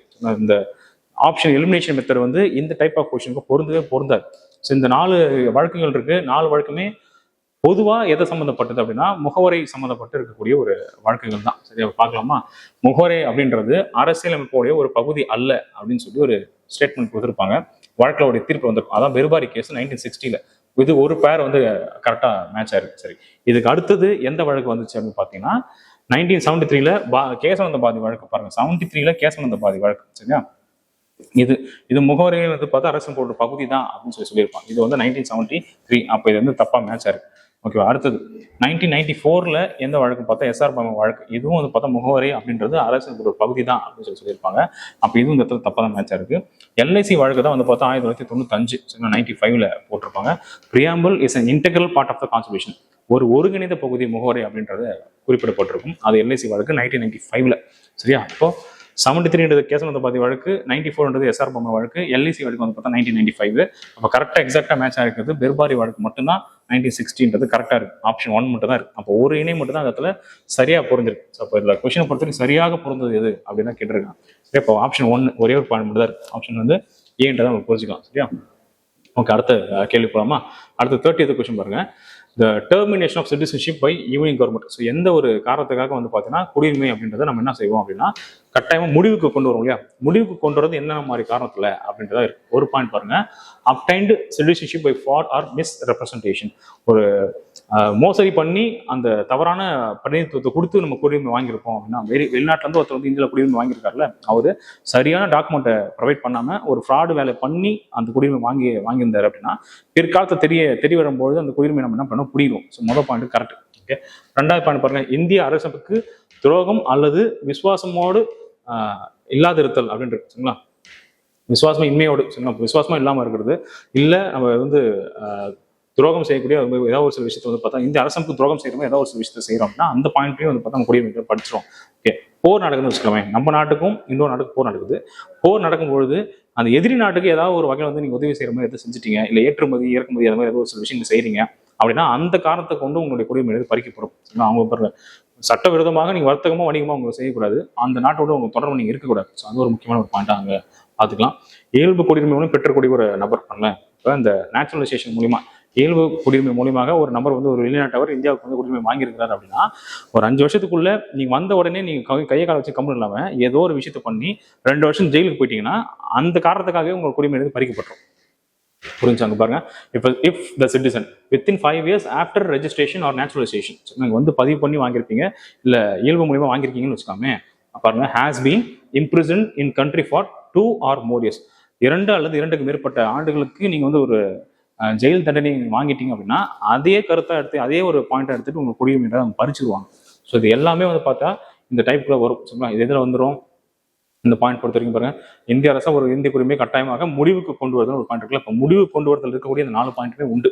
So all the above answer எல்லாமே வந்து இதுல சரியா கொடுக்கப்பட்டிருக்கு அப்படின்னு எடுத்துக்கலாம். ஸோ அடுத்த ஒரு பாயிண்ட் பார்க்கலாம் பாருங்க. இது ரொம்ப முக்கியமான ஒரு ஆர்டிகல் தான். ஆனால் நிறைய பேர் படிக்கிறதுல கடைசி ஆர்டிகல் என்ன கொடுத்துருப்பாங்க பாருங்க. ஜனவரி 26, 1950 கான்ஸ்டிடியூஷன் நடைமுறைக்கு வரும்பொழுது, அது நடைமுறைக்கு வரும்போது கடைசி ஆர்டிகல் ஒன்று சொல்லிச்சு, இதுக்கு முன்னாடி பிரிட்டிஷ் ஒரு சட்டங்கள் போட்டாங்கல்ல, அந்த சட்டங்கள்லாம் இதுக்கப்புறம் செல்லாது அப்படின்னு சொல்லி ஒரு ஆர்டிகல் சொல்லிச்சு. அதான் என்ன ஆர்டிகல் பாருங்க. இந்திய அரசமைப்பில் எந்த சட்டத்தின் கீழ் 1935ஆம் ஆண்டு இந்திய அரசு சட்டம் மற்றும் 1947ஆம் ஆண்டு இந்திய விடுதலை சட்டம் ஆகிய 2 சட்டங்களும் ரத்து செய்யப்பட்டன, ரிப்பீல் அப்படின்றது. இந்த 2 சட்டங்களும் இதுக்கப்புறம் செல்லாது, இது வந்து இதோட வந்து முடிவுக்கு வருதுன்னு சொல்லி சொன்ன ஆர்டிகல் எதுவும் பார்த்தா கடைசி ஆர்டிகல் 395. இதுதான். சரிங்களா? ஸோ கடைசி ஆர்டிகல் 395. இதுல 388 பெருசா கேள்விகள்லாம் உங்களுக்கு வராது.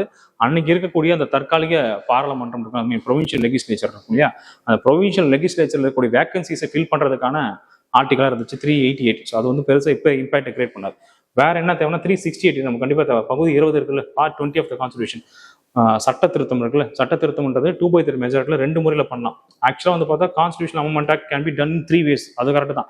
3 வகையில வந்து பார்த்தா சட்ட திருத்தம் மேற்கொள்ள முடியும். ஆனா ஆர்டிகல் 368ல 2 முறை தான் இருக்கு. ரெண்டுமே 2/3 மெஜாரிட்டி தான். சிறப்பு பெரும்பான்மை மூலமா கொடுக்கக்கூடியதுதான். இதுவும் சிறப்பு பெரும்பான்மை வித் ராட்டிபிகேஷன் ஆஃப் ஸ்டேட்டோடைய ஒப்புதலின் பேரில் வந்து பார்த்தா திருத்தம் செய்ய முடியுன்ற மாதிரி 2 சப் கிளாஸஸ் தான் இங்க இருக்கு 368 வரைக்கும். பொதுவாக தான் வந்து பார்த்தா 3 வகையாக திருத்த முடியும். ஆனால் ஆர்டிகல் 368 2 டைப்ஸ் தான் தெரிஞ்சுக்கணும். இது ஜம்மு அண்ட் காஷ்மீருக்கு இருக்கக்கூடிய அந்த சிறப்பு அந்தஸ்து கோபாலசுவாமி ஐயங்கர் வந்து உருவாக்கி கொடுத்திருப்பாரு. அது வந்து நம்ம 2019 இந்த இதே சொல்லிட்டேன். 2019 இப்படி ஒரு ஆர்டிகல் நம்ம வெளியே கிடையாது, ஒரு இல்லவே இல்லை. ஓகேவா? இந்த கொஸ்டினுக்கான ஆப்ஷன் நம்ம பார்த்தாச்சு 395 அப்படின்றது நமக்கு தெரிஞ்சிருக்கும். நெக்ஸ்ட் 32nd கொஸ்டின் போலாமா? 32nd கொஸ்டின் பாருங்க. 32nd கொஸ்டின் பத்தி ஈஸியஸ்ட் கொஸ்டின், எல்லாம் பெருசாக நமக்கு தேவையில்லை. குடியுரிமை முகவரி இருக்குல்ல, முகவரின்றது இது வரைக்கும் ஒரே ஒரு முறை மட்டும் தான் வந்து திருத்தம் செய்யப்பட்டிருக்கு இல்லையா? ஈஸியஸ்ட் கொஸ்டின், ஃபேமஸான ஒரு கொஸ்டின் தான். ஒரு முறை மட்டும் தான் வந்து பார்த்தா திருத்தம் செய்யப்பட்டிருக்கு. அந்த ஒரு முறை செய்யப்பட்ட திருத்தத்துல 3 வார்த்தை வந்து உள்ள சேர்த்துருப்பாங்க.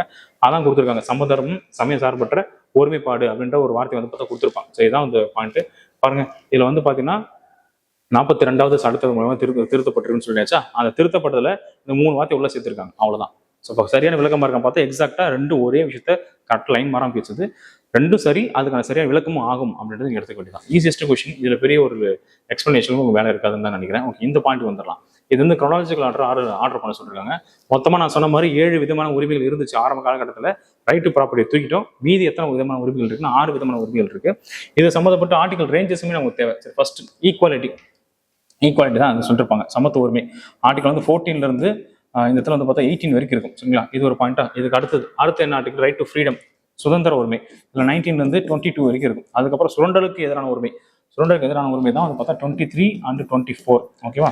அதுக்கப்புறம் மதம் சார்ந்த சமயம் சார்ந்த உரிமை அப்படின்றத 25ல இருந்து 28 வரைக்கும் இருக்கும். அப்புறம் கல்வி மற்றும் கலாச்சாரக்கான உரிமை வந்து பார்த்தீங்கன்னா இதுல வந்து 29 and 30. ஓகேவா? இது ஒரு பாயிண்ட். நெக்ஸ்ட் அரசுக்கு உட்பட்டு தீர்வுக்கான உரிமைன்றது 32. சரியா? இது இல்லாம ரைட் டு ப்ராப்பர்ட்டின்னு ஒன்று இருந்துச்சு, அது வந்து 31 இருந்துச்சு. இவர் தான் என்ன பண்ணிட்டோம், தூக்கி இறச்சாச்சு. எங்க போயிட்டாருன்னா பகுதி 12ல 307 இருக்காரு. சரி, இவர் வந்து ஒரு குரூப்ல 2 பண்ற மாதிரி இவர் விட்டுருவான். இப்போ இவர் இல்லை. இப்போ தற்போது எத்தனை தான் இருக்குன்னா 6 தான் இருக்கு. இதை அரேஞ்ச் பண்ணி பார்க்க வேண்டியதான். ஸோ ஃபர்ஸ்ட் எடுத்தோன்னே இங்கே 1, அதுக்கப்புறம் இதுக்கப்புறம் இங்கே வரணும். ஸோ இங்கே 3 கொடுத்தாச்சா. அதுக்கப்புறம் அடுத்தது வந்து 23, 24 வந்து 2 இருக்கு. அப்புறம் 25 to 28 5. நெக்ஸ்ட் வந்து 29, 30 4 இருந்துச்சு. லாஸ்ட்டாக 32 6. ஸோ ஆப்ஷன் வந்து பார்த்தா பி அப்படின்னு எடுத்துக்கலாம். இது ஈஸியஸ்ட் கொஸ்டின். இது வந்து பெரிய உங்களுக்கு சிரமம்லாம் கிடையாது. இது தொடர்பாக தான் ஆல்மோஸ்ட் ஆல்ரெடி டேட்டாஸ் சொல்லிட்டேன். 7 விதமான உரிமைகள்ல இது 1 நீக்கப்பட்டாச்சு. இப்போ வேற எத்தனை இருக்குன்னா 6 விதமான உரிமைகள் தான் இருக்கு அப்படின்றது. இதுவும் ஃபேமஸாக இருக்கக்கூடிய கொஸ்டின் தான். ப்ரீவியஸர்ல இதெல்லாம் அடிக்கடி கேட்டிருப்பாங்க. ஸோ உங்களுக்கு தெரிஞ்ச கொஸ்டின்ஸ் தான். சரிங்களா? ஸோ அடுத்து பார்க்கலாமா? இது நம்ம ஆல்ரெடி டிஸ்கஸ் பண்ண விஷயங்கள் தான். இந்த பாயிண்ட் பொறுத்த வரைக்கும் பாருங்க, எந்த அரசமைப்பு சட்டத்தின் எந்த விதியானது கட்டாய வேலை, கொத்தடிமை முறை மற்றும் மனித தன்மையற்ற வியாபாரத்தை தடுத்தல் அப்படின்னு சொல்லி கொடுத்துருக்காங்க. Forced labours, force labour, bonded labour, human trafficking, நம்ம மேலே சொன்னல ஹியூமன் டிராஃபிக், இந்த மாதிரி வார்த்தைகள்லாம் பயன்படுத்தக்கூடியது ஆர்டிகல் 23 தான். 23 அந்த 4 பாயிண்ட்டுமே மேலே வந்து சொல்லியாச்சு.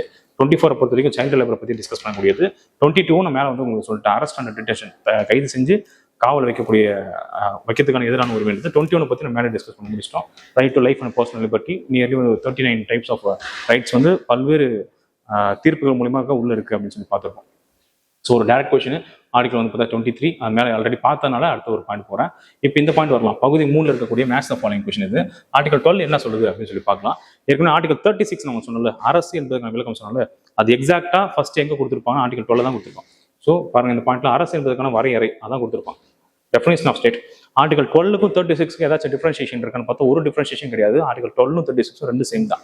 அப்போ அரசுன்ற சொல்ல மொத்தம் 3 இடத்துல சொல்லியிருப்பாங்க. ஒன்று ஆர்டிகல் 12, ஏற்கனவே ஆர்டிகல் 36 சொல்லிட்டேன். இன்னொரு இடம் என்னன்னு சொல்லி பார்த்தா ஆர்டிகல் 152. ஆனால் ஆர்டிகல் 152ல அட்டவணை 1ல சொல்லப்பட்டிருக்கக்கூடிய பகுதி 7 இருக்கக்கூடிய ஸ்டேட்டை மட்டும் சொல்லியிருப்பாங்க. மொத்தம் 28 ஸ்டேட்னா அந்த 28 ஸ்டேட்டை மட்டும் நான் சொல்றேன்றது தான் ஆர்டிகல் 152. பட் இங்கே அப்படி கிடையாது. ஸ்டேட்டு, பார்லிமெண்ட், சட்டமன்றம், மத்திய அரசாங்கம், அப்புறம் வந்து உள்ளாட்சி அமைப்புகள், அப்புறம் வந்து சட்டப்பூர்வ அமைப்பு, இவ்வளோ பேரை சொல்றது ஆர்டிகல் 12ம் 36ம். அங்கே வந்து ஒருத்தர் மட்டும் தான் ஸ்டேட்டை மட்டும் தான் குறிப்பிடுவாங்க. ஓகேவா? அப்போ 12ன்றத அரசு என்பதுக்கான வரையறை. அப்போ எடுத்த உடனே 2 வரணும். இப்போ இங்கே கிடையாது, இங்கேயும் கிடையாது. இந்த 2 பேர்ல யாராச்சும் ஒருத்தர் தான் இருப்பாங்க. பார்க்கலாம். ஆர்டிகல் 13 இது ஓகே பாருங்க. அடிப்படை உரிமைகள் மீறும் முரண்பாடான சட்டங்களை தடுத்து சரிங்களா. So law inconsistent with fundamental right shall be declared as null and void அப்படின்னு கொடுத்துருப்பாங்க. அடிப்படை உரிமையை மீற மாதிரி யார் எந்த சட்டம் போட்டாலும் அந்த சட்டம் செல்லாது என உச்சநீதிமன்றம் வந்து பார்த்தா அறிவிக்கும். அதான் ஜுடிஷியல் ரிவ்யூ அப்படின்றதுக்காக ஆர்டிகல் சப்கிளாஸ் 13ல சப்கிளாஸ் 2ல சொல்லியிருப்பாங்க சரிங்களா. இப்போ ஏதோ ஒரு பார்லிமெண்ட் நம்ம அடிப்படை உரிமை மீற மாதிரி ஒரு சட்டம் போட்டுருச்சு, இதுக்கப்புறம் 6 மணிக்கு மேலே ஒருத்தர் கூட வீட்டு விட்டு வெளியே வரக்கூடாது அப்படின்னு சொல்லி சாதாரண சூழ்நிலை போட்டுருச்சு அப்படின்னா அது அடிப்படை உரிமை மீற மாதிரி இருக்குல்ல. ஆர்டிகல் 19ல சப்கிளாஸ் டி சொல்லுது இந்தியா முழுக்க நீங்க வந்து சுதந்திரமா செயல்படக்கூடிய ஒரு உரிமையை பத்தி பேசுது. அப்ப அந்த உரிமை நீங்க தடுக்கிறீங்க. ஓகேவா? அப்ப அந்த சட்டம் செல்லாதுன்னு சொல்லி சுப்ரீம் கோர்ட் சொல்லும். இல்ல இதே மாதிரி ஒரு ஆர்டர் வந்து ஒரு மாவட்ட ஆட்சியர் ஒரு லா போடுறாரு அப்படி போறாக்கா அந்த லாவும் வந்து பார்த்தா செல்லாதுன்னு சொல்லி நீங்க சொல்ல முடியும். அப்ப 13 என்ன சொல்லுது அப்படின்னா உச்சநீதிமன்றத்துக்கு இருக்கக்கூடிய அந்த உரிமை பத்தி பேசுது. பட் என்ன சொல்லுதுன்னா தன்னிச்சையா போயிட்டு உள்ள தலையிட முடியாது. யாராச்சும் பெட்டிஷனோ கேஸை ஃபைல் பண்ணா மட்டும்தான் இதுல வந்து அவங்களால சட்டம் செல்லாதுன்னு சொல்லி உள்ள சொல்ல முடியும் அப்படின்னு சொல்லியிருப்பாங்க. அது அங்கே வந்துருச்சு. அப்போ பிக்கு பொறுத்த வரைக்கும் என்ன வரும் அடுத்த ஆப்ஷன் வந்து பார்த்தா 1 2த்துலையுமே 1 தான் வந்திருக்கு. அப்போ இதுலையும் கண்டுபிடிக்க முடியல. 3ஆவது பாயிண்ட் போய் தானோ 34. ஸோ 34 என்ன சொல்றது பாருங்க. ராணுவ சட்டம் அமலில் உள்ள பொழுது அடிப்படை உரிமைகள் மீதான தடையை பத்தி சொல்லுது. சரி ஓகே. மார்ஷியல் லா அப்படின்றது இப்போ எக்ஸாம்பிளுக்கு இது இந்தியன் எடுத்துக்கலாம் பாருங்க. இப்போ சவுத் இந்தியா எடுத்துக்கலாம் அப்படின்னா இந்த இடத்துல வந்து பார்த்தா ஒரு மார்ஷியல் லா போட்டிருக்காங்கன்னு வச்சுக்கோமே. அந்த இடத்துல வந்து ஒரு மிலிட்டரி ரூலை போட்டிருக்காங்கன்னா அந்த சட்டம் அமல்ல இருக்கிற வரைக்கும் அந்த ஊர்ல இருக்கக்கூடிய மக்களுக்கு மட்டும் அடிப்படை உரிமை நிறுத்தி வைக்கப்பட்டிருக்கும். சரியா? இப்ப நாளை காலையிலே வந்து பார்த்தா அந்த சட்டம் வந்து திரும்ப பெறப்படுதுன்னா அடுத்த நாள் காலம் அவங்க எப்பயும் போல வந்து இருக்கலாம். சரிங்களா? அப்ப எந்த பகுதியில அந்த மார்ஷியல் லா அதாவது பார்த்தா ராணுவ சட்டம் அமல் இருக்குதோ அந்த அமல் இருக்கக்கூடிய டைம் பீரியட்ல மட்டும் அடிப்படை உரிமையை அப்படின்றது மக்களுக்கு வந்து நிறுத்தி வைக்கப்படும் அப்படின்னு சொல்றதான் 34. அப்போ இது கரெக்டாக இருக்கு. ஆப்ஷன் வந்து பார்த்தா 3 வரணும். இங்கே 4 இருந்துச்சு. அப்போ 3 எடுத்துக்கிட்டாரு. அப்போ இது வச்சு ஈஸியாக கண்டுபிடிச்ச முடியும். ஈஸியாக இல்லை, இதில் எல்லாமே தெரிஞ்சாதான் உங்களால் ஆப்ஷன் கண்டுபிடிக்க முடியும். இல்லைனா வந்து இது கஷ்டம் தான். ஸோ லாஸ்ட்டாக பார்த்தலாமா ஆர்டிகல் 35 பாருங்க. Power of parliament to make laws regarding fundamental rights. சரிங்களா? அப்போ அடிப்படை உரிமைகள் தொடர்பாக இருக்கக்கூடிய விஷயங்கள்ல சட்டம் இயற்றதுக்கு யாருக்கு மட்டும் தான் அதிகாரம் இருக்குன்னா பார்லிமெண்ட் தான் அதிகாரம் இருக்கு அப்படின்னு சொல்லிருக்காங்க. பார்லிமெண்ட் தான் லா வந்து கிரியேட் பண்ண முடியும். இப்போ அந்த மாதிரி நிறைய லாஸ் வந்து கிரியேட் பண்ணிருக்காங்கல்ல. எவ்வளோ நம்பர் ஆஃப் லாஸ் இருக்கு. இப்போ எக்ஸாம்பிளுக்கு ஆர்டிகல் 17 இருக்கு, அன்டச்சபிலிட்டி இருக்கு. அது தொடர்பாக வந்து பார்த்தா ஒரு ஆக்ட் கிரியேட் பண்ணிருக்காங்க, அபாலிஷன் ஆஃப் அன்டச்சபிலிட்டி ஆக்ட் அப்படின்னு சொல்லி 1955ல. ஸோ அந்த மாதிரி ஒரு பாயிண்ட் தான். அடிப்படை உரிமையை இன்னும் கொஞ்சம் வலு சேர்க்கறதுக்கு ஒரு சட்டத்தை உருவாக்கலாம்னு நினைச்சாக்கா யார் உருவாக்கலாம்? பார்லிமெண்ட் உருவாக்கலாம் அப்படின்னு சொல்றதான் ஆர்டிகல் 35. சரி, இப்போ மேட்ச் பண்ணி பார்க்கும்போது இது வந்துருச்சு 2 1 3 4 அப்படின்னு வந்துருச்சு. So 35th question okay. இன்னொரு 10 கொஸ்டின் தான். கொஞ்சம் அது குயிக்காக நான் பார்த்து முடிச்சிடும் பாருங்க. இது ஈஸி தான். இந்த பாயிண்ட் பாருங்க. இதில் என்ன சொல்லியிருப்பாங்கன்னா நீங்க வந்து திருத்தம்லாம் செய்யலாம் பாருங்க. Supreme Court ruled that preamble is part of the constitution and can be amended without changing is basic structure. முகவரி என்பது அரசன்ற ஒரு பகுதி தான். நீங்க திருத்தம் செய்யலாம், ஆனா அதனுடைய அடிப்படை கட்டமைப்பு மாறாம திருத்தம் செய்யணும் அப்படின்னு சொன்னது எந்த வழக்குன்னு கேஸ் வந்து பாதி வழக்கு. சரி, மற்ற வழக்கெல்லாம் நம்ம பார்த்துக்கலாம் பாருங்க. கேஸ் வந்து பாதி வழக்கு தான் வந்து பார்த்தா அப்படி சொல்லியிருக்கு. ஸோ 1973ல. ஸோ நீங்கள் என்ன பண்ணலாம், நீங்கள் சேஞ்ச் பண்ண முடியும். சரிங்களா? பிரியாம்பிள்ன்றது ஒரு பார்ட் ஆஃப் த கான்ஸ்டிடியூஷன், அதை சேஞ்ச் பண்ணலாம். பட் எதுவும் மாறக்கூடாது, அடிப்படை கட்டமைப்பு மாறக்கூடாது அப்படின்னு சொல்லியிருப்பாங்க. இப்போ கோலக்நாத் கேஸ் பாருங்க. அது வந்து 1967ல போட்டிருப்பாங்க. நீங்கள் என்ன சொல்லியிருப்பாங்கன்னா டிபிஎஸ்பியை நடைமுறைப்படுத்துறதுக்கு நீங்கள் ஃபண்டமெண்டல் ரைட்ஸை திருத்தம் செய்ய கூடாது அப்படின்னு சொல்றது தான் அந்த கோலக்நாத் வழக்கூடிய முக்கியமான ஒரு சாராம்சம். இப்போ பெர்பாரி கேஸ் பற்றி நம்ம ஏற்கனவே பார்த்தாச்சு. 1960ல கொடுத்துருப்பாங்க. Preamble is not a part of the constitution. முகவரி அப்படின்றது அரசியல் ஒரு பகுதி அல்ல, எனவே திருத்தம் செய்ய முடியாதுன்னு சொல்லியிருப்பாங்க அந்த வழக்கு. மினர்வா மில்ஸ் வழக்கு வந்து பாருங்க 1980ல. இதுல என்ன கொடுத்துருப்பாங்கன்னா ஃபண்டமெண்டல் ரைட்ஸும் டிபிஎஸ்பியும் வந்து பார்த்தோன்னா ரெண்டும் வந்து பார்த்தா சரிக்கு சமமாக பார்க்கக்கூடியது தான். இப்போ அரசியல் அமைப்புன்றது ஒரு தேர்ன்னு வச்சுக்கலாமே. அரசியல் அமைப்புன்றது ஒரு தேர்னா ஒரு சக்கரம் வந்து பார்த்தா பகுதி 3, இன்னொரு சக்கரம் வந்து பார்த்தா பகுதி 4. அப்போ அரசியலமைப்புக்கு 2 சக்கரங்கள் போல இருக்கக்கூடியது தான் பகுதி 3 பகுதி 4. இது ரெண்டு நீங்கள் வெவ்வேறு பற்றி யார் அவன் பெருசா இவன் பெருசான்ற மாதிரி நீங்கள் பார்க்க வேண்டாம். ரெண்டுமே சரிக்கு சமமாக ட்ரீட் பண்ணக்கூடிய ஒரு பகுதிகள் தான் அப்படின்றதான் இந்த வழக்கில் வந்து பார்த்தா தீர்ப்பை கொடுத்துருப்பாங்க. ஸோ இந்த மாதிரி டிபிஎஸ்பிக்கும் ஃபண்டமெண்டல் ரைட்ஸ்க்கும் வந்து பார்த்தா நிறைய முரண்பாடுகள் இருக்கக்கூடிய வழக்கெல்லாம் இருக்கும். செண்பகம் துரைராஜன் வழக்கு நீங்கள் பாருங்க. அப்போ வந்து பார்த்தா ஏகே கோபாலன் வழக்கு பாருங்க. 50 கொடுக்கப்பட்டிருக்கும். ஆர்டிகல் 21 ரிலேட்டடா பிரிவென்டிவ் டிடென்ஷன் ஆக்ட் சம்மந்தப்பட்டு கொடுத்துருப்பாங்க. ஸோ இந்த மாதிரி இந்த எல்லா வழக்குகளுமே எக்ஸாம் பெர்ஸ்பெக்டிவ்ல கண்டிப்பாக முக்கியமானது தான். ஓகேவா? ஓகே, நெக்ஸ்ட் ஒரு பாயிண்ட் போலாமா? 37th கொஸ்டின் பாருங்க. 37th கொஸ்டின்ல இந்த ஒரு பாயிண்ட் பாருங்க. இந்த பாயிண்ட் பொறுத்த வரைக்கும் இந்த சயின்டிபிக் டெம்பர் இது வந்து எந்த பகுதியில் இருக்குன்னு ஒரு கேள்வியை கேட்டாச்சு பாருங்க. கீழ்காணும் அரசமைப்பின் எந்த அம்சமானதும் ஒவ்வொரு குடிமக்களும் அறிவியல் மனப்பாங்கு வளர்க்கணும். சரிங்களா? அறிவியல் மனப்பாங்கு. ஸோ அதான் சயின்டிபிக் டெம்பர் அப்படின்னு ஒரு வார்த்தை கொடுத்துருப்பாங்க. சரிங்களா? அதான் அப்படி ஒரு விஷயம் இருக்கும். அதாவது சிம்பிளா சொல்ல போனாக்கா அப்படின்னா அந்த சூப்பர்ஸ்டிஷியஸ் பிலீஃப் இருக்குல்ல, அந்த சூப்பர்ஸ்டிஷியஸ் பிலீஃப்னா மூட நம்பிக்கைகள் இருக்குல்ல, மூட நம்பிக்கைகள் போன்ற விஷயங்கள் நீங்க பின்பற்றாம அறிவியல் மனப்பாங்க வளர்த்துக்கிறது ஒரு குடிமக்களுடைய ஒரு கடமை அப்படின்னு சொல்லிட்டு ஒரு கடமையா கொடுத்துருப்பாங்க. ஃபண்டமெண்டல் டியூட்டியில் கொடுத்துருப்பாங்க, அடிப்படை கடமைகள் இருக்கும். சரி, அதான் சயின்டிபிக் டெம்பர் அப்படின்னு சொல்றது 51A. ஓகேவா? இந்த ஆர்டிகல்ல இதில் வந்து என்ன வந்து 51Aல சயின்டிபிக் டெம்பர் அப்படின்னு சப்கிளாஸ் H ஹியூமனிசம் இதில் சேர்ந்து வந்துருக்கும். இந்த சப்கிளாஸ்ல கொடுத்துருப்பாங்க. ஃபண்டமெண்டல் டியூட்டிஸ்ல வரக்கூடியது முகவரை, அப்புறம் அடிப்படை உரிமைகள், அரசு வழிபாடு கோட்பாடுலாம் இந்த மாதிரி கான்செப்ட்லாம் இதில் இருந்திருக்காரு. ஸோ சிம்பிளஸ்ட் ஒரு டேரக்ட் கொஸ்டின் தான். சயின்டிபிக் டெம்பர் வந்துச்சாலே spirit of inquiry and reform வந்துச்சாலே 51A சப்கிளாஸ் H வந்து எடுத்துக்கலாம். சரியா? இது ஈஸியஸ்ட் ஒரு கொஸ்டின். நெக்ஸ்ட் 38வது கேள்வி போலாம். இதுவும் ஈஸி தான். எந்தெந்த நாடுகள் வந்து எதெல்லாம் பாரம் பண்ணியிருக்கோம் அப்படின்றது, இது எது சரியா வந்து பொருந்திருக்கு அப்படின்னு ஒரு கேள்வி கேட்கறாங்க. குடியரசு அப்படின்ற ஒரு கான்செப்ட் பிரான்ஸ் வந்து வாங்கப்பட்டிருக்கும், கரெக்ட் தான். அடிப்படை கடமைகளை பொறுத்த வரைக்கும் சோவியத் யூனியன் ரஷ்யா வந்து வாங்கப்பட்டிருக்கும், கரெக்ட் தான். அடிப்படை உரிமைகளை பொறுத்த வரைக்கும் அமெரிக்கா வந்து வாங்கப்பட்டிருக்கும், கரெக்ட் தான். மாநிலங்களவை உறுப்பினரோட தேர்தல், மாநிலங்களவை உறுப்பினரோட தேர்தல் கேட்டாங்கன்னா சவுத் ஆப்பிரிக்கா. இதுவே அதே மாநிலங்களவை உறுப்பினருடைய நியமனம்னு கேட்டாங்கன்னு வச்சுக்கோமே, நாமினேஷன் நியமனம்னு கேட்டாங்கன்னா அது வந்து பார்த்தா அயர்லாந்து. சரியா? நியமனம் கேட்டால் அயர்லாந்து, தேர்தல் கேட்டாங்கன்னா சவுத் ஆப்பிரிக்கா. அது நீங்க வந்து தெளிவா பார்த்துக்கோங்க. இந்த 2 விஷயங்கள் வந்து உண்டு. சரி, அதை கரெக்டாக பார்த்துக்கோங்க. இப்போ 4வது மட்டும் தப்பா இருக்கு. மொதல் 3 வந்து பார்த்தா கரெக்டாக மேட்ச் ஆகும். ஓகே, இதுவும் ஈஸியஸ்ட் தான். இப்போ அதே மாதிரி வந்து பார்த்தா சென்டர் மைய பத்தி வந்துச்சு அப்படின்னு சொல்லி பார்த்தீங்கன்னா அதெல்லாம் வந்து பார்த்தா இதுல இருந்து வந்திருக்கும், கனடால இருந்து வந்திருக்கும். ஸோ அந்த மாதிரி நீங்க எடுத்துக்கலாம். இல்லை அமெரிக்கா பொறுத்த வரைக்கும் வேற என்ன இருக்கு, ஃபண்டமெண்டல் ரைட்ஸ். அது இல்லாமல் வந்து பார்த்தா நீங்க வைஸ் பிரசிடென்ட் ஒரு போஸ்ட், அப்புறம் இம்பீச்மெண்ட், குடியரசுத் தலைவர் வந்து பார்த்தா பதவி நீக்கம் செய்யறது, உச்சநீதிமன்ற நீதிபதிகள் வந்து பார்த்தா பதவி நீக்கம் செய்யறது, உயர்நீதிமன்ற நீதிபதிகள் பதவி நீக்கம் செய்யறது, ஆர்டிகல் 32 தொடர்பாகக்கூடிய விஷயங்கள், இதெல்லாம் வந்து பார்த்தா அங்கே வந்து 32 அந்த மாதிரி கான்செப்ட்லாம் இருந்துச்சுன்னா அங்கே வந்துருக்கும். ஸோ அதே வந்து பார்த்தா நீங்கள் பார்லிமெண்ட் தொடர்பாக எந்த விஷயம் வந்தாலும் வந்து பார்த்தீங்கன்னா அது வந்து பிரிட்டிஷ் தான். ஸோ அது உங்களுக்கு ஈஸியாக தெரிஞ்சிருக்கும்னு நினைக்கிறேன். பிரிட்டிஷ் தொடர்பாக இருக்கக்கூடிய பாருங்க பாராளுமன்ற முறை, அது ஒரே ஒரு அரசமைப்பு, அது ஒரு கான்செப்ட். அதுக்கப்புறம் வந்து பார்த்தா ஒற்றை குடியுரிமை கான்செப்ட், அது பார்லிமெண்ட்ரி ப்ரிவிலேஜஸ் சொல்லுவாங்க, அந்த மாதிரி இருக்கக்கூடியது. ஸோ அது இப்படி இருக்கக்கூடிய கான்செப்ட்லாம் வந்து பார்த்தீங்கன்னா இதில் பிரிட்டன் வந்து எடுத்திருப்போம். சரிங்களா? இப்போ சவுத் ஆப்பிரிக்கா பற்றி நான் சொல்லிட்டேன்.